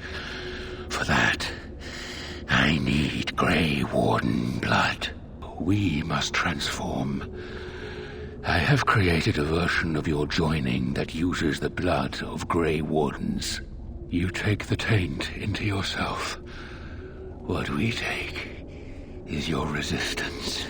That is how my brethren are freed.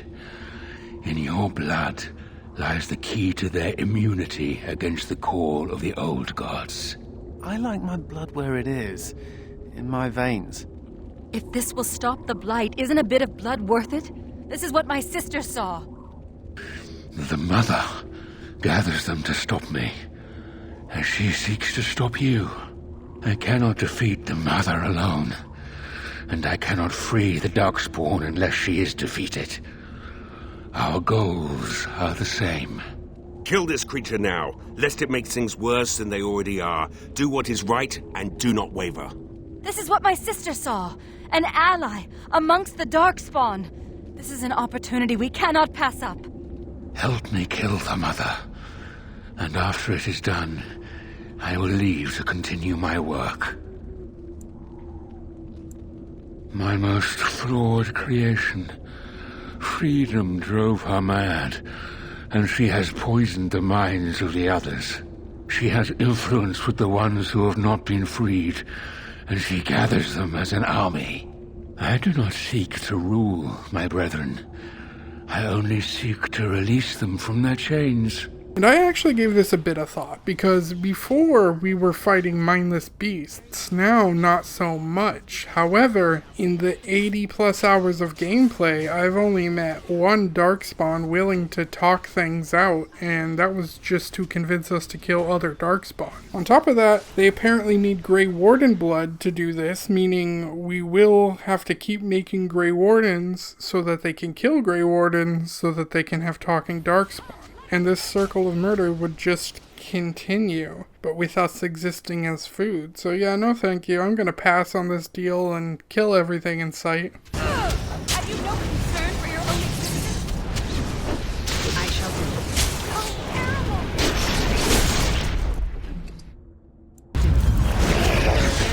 As you say.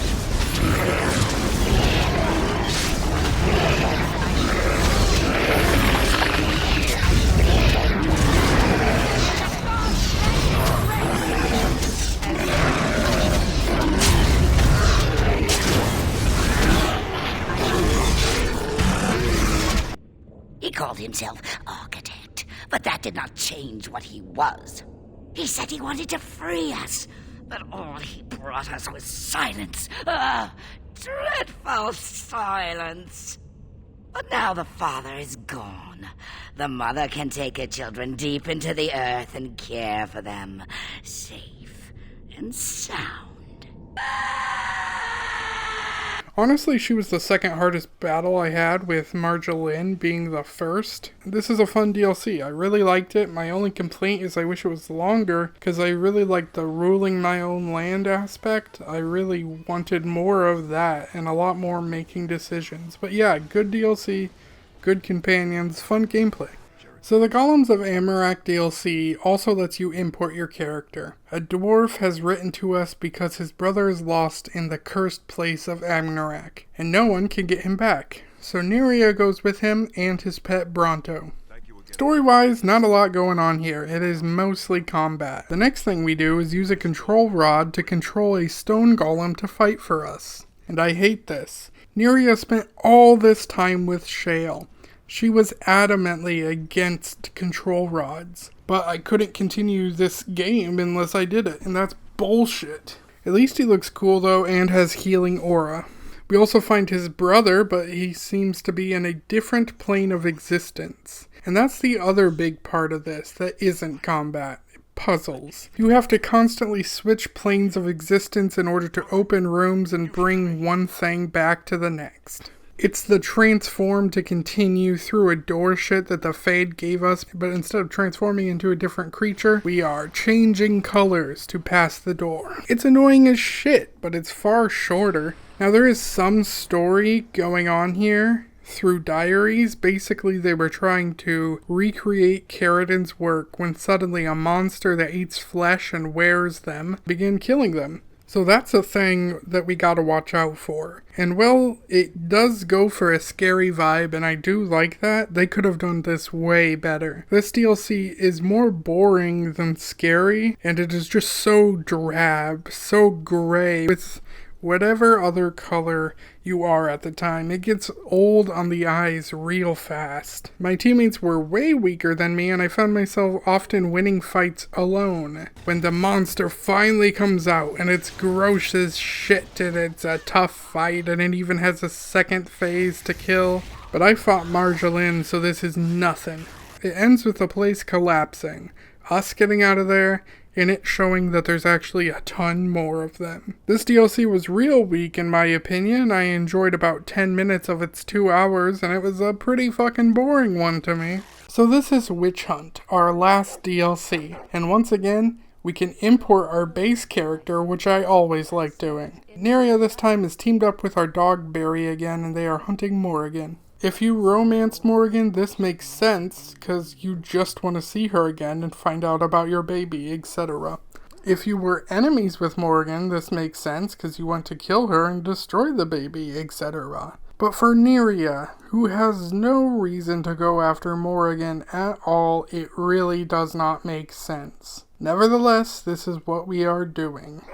We meet up with a Dalish elf who's hunting Morrigan because apparently Morrigan stole a book that her clan holds as being important history. She joins up with us in hunting Morrigan, and I really like her. She's fun and she loves to play with my dog. Off we go to the Circle of Magi to look into some books to try to figure out things about what Morrigan stole, as well as where she might be heading. It's interesting being back in the circle after all this time, saying what I once called home. And to make it feel even closer to what I'd call home, Sandal is here. Enchantment? Is that a purebred Mabari? I wish I had one. They should allow pets in the tower. Don't you remember the Dragonling disaster? There's bits of Ivan still burnt onto the ceiling on the 3rd floor. I'm talking about common pets. Dogs, cats, rats, owls, that sort of thing. How high do you think he'd throw those things if he turned around and saw you looming over him? Oh, lighten up. This place is like a tomb. A few surprises would be good for them. Warden, your dog is lecturing me again. We spend a bunch of time looking at books and studying them, but then the school book nerd comes along to annoy me with exposition. I don't dislike the exposition, I just dislike him. So he also joins our party. His name is Finn, and he gets permission to leave with us just for a short while. We figure out where to go from a statue, and then we go there to Kadash Thigh. Here we are killing everything and looking for things. Now in order to find these things, we need just a tiny bit of blood magic. And obviously Neria would be against this, but these DLCs don't fucking give me that option, do they? So I guess I'm pretending Neria just doesn't understand how the spell worked. It flew over her head. She had to be dumb for this part. After finding the 4 lights, we need to head to the ruins, and then from there, we fight and head to the Dragonbone Wastes, and then from there, we fight the coolest fucking monster, and then after we kill it, we finally find Morrigan. And since we really don't have a reason for hunting her, we just say, we want answers. My plans are not half so villainous as you seem to think they are. Whether you believe me or not, it no longer matters. Does it matter? You denied me and survived even so. Well done. I imagine you believe my goal was a selfish one. Now you shall never know. I did not betray you. I left, just as I said I would. 'Tis Flemeth you should beware of, not me. Hunt her if you hunt anyone. I am sorry for everything.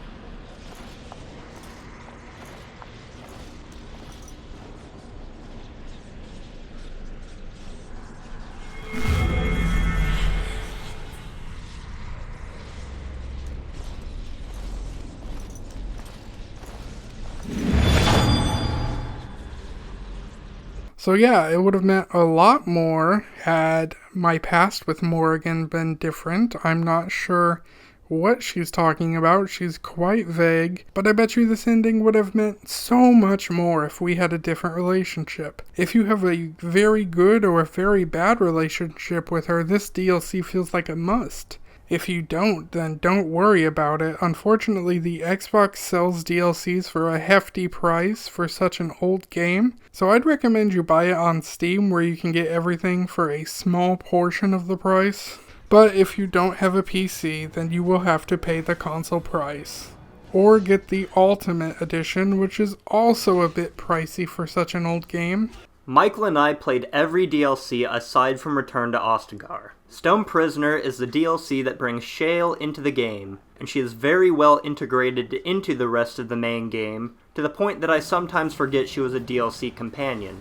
Funnily, Michael originally said no to the guy who offered to give him the control rod until I told him that taking it was the only way to progress the DLC. Warden's Keep also takes place during the base game. It involves a short and not super memorable quest to clear an old Grey Warden fort of demons, and a few choices surrounding one particular demon and a Blood Mage Warden. Notably, if you're chill with blood magic, you can drink a potion that gives your character access to a couple of new powers. And this DLC also grants access to a party storage chest, which is honestly a feature that should have been included for free in the base game. Leliana's song is fine. It lets you experience more of the backstory of one of the more interesting companions in Origins. But honestly, it feels like it's just a bunch of difficult combat encounters designed to take up more time. It's a linear story that players are already familiar with if they've taken the time to learn about Leliana in the base game. Darkspawn Chronicles reminds me of the time Michael ordered a burger with just ketchup and the restaurant didn't even put any meat on it, just a squirt of ketchup between two buns. I'm sure someone asked to play as Darkspawn, but this is just the Battle of Denerim with an Uno reverse card thrown in. At least you can kill Goldana. Awakening is Fable 3, if the juvenile humor of Fable was restricted to just Ogren's character.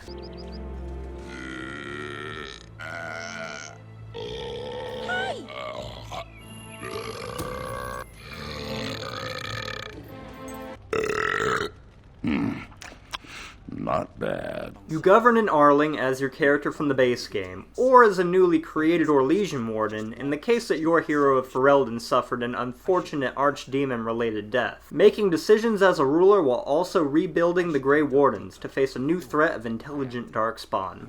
The choices feel impactful and the new companions and locations are interesting, and the party banter is as good as ever. In particular, the banter between Justice and Anders does a great job foreshadowing the change in their characters between Awakening and Dragon Age 2. I understand that you struggle against your oppression, Mage. I avoid my oppression. That's not quite the same thing, is it? Why do you not strike a blow against your oppressors? Ensure they can do this to no one else.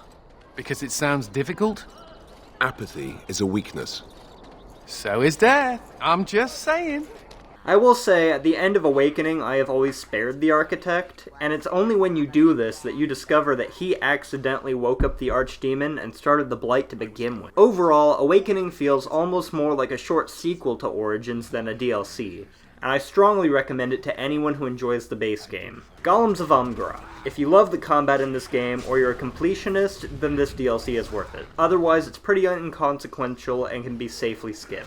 Witch Hunt isn't nearly as impressive as the Lair of the Shadow Broker DLC from Mass Effect 2, but it clearly exists for the same reason. Mass Effect 2 players wanted more time with the most popular romance option from the first game, and Origin players who knocked up Morrigan wanted to get back together with their baby mama. I appreciated Witch Hunt on the playthrough where I romanced her, but in Michael's playthrough, for instance, we both had to do a lot of mental gymnastics to justify why we were looking for Morrigan at all. Decent DLC if you really like Morrigan or just want more content, otherwise you probably have better uses for your money.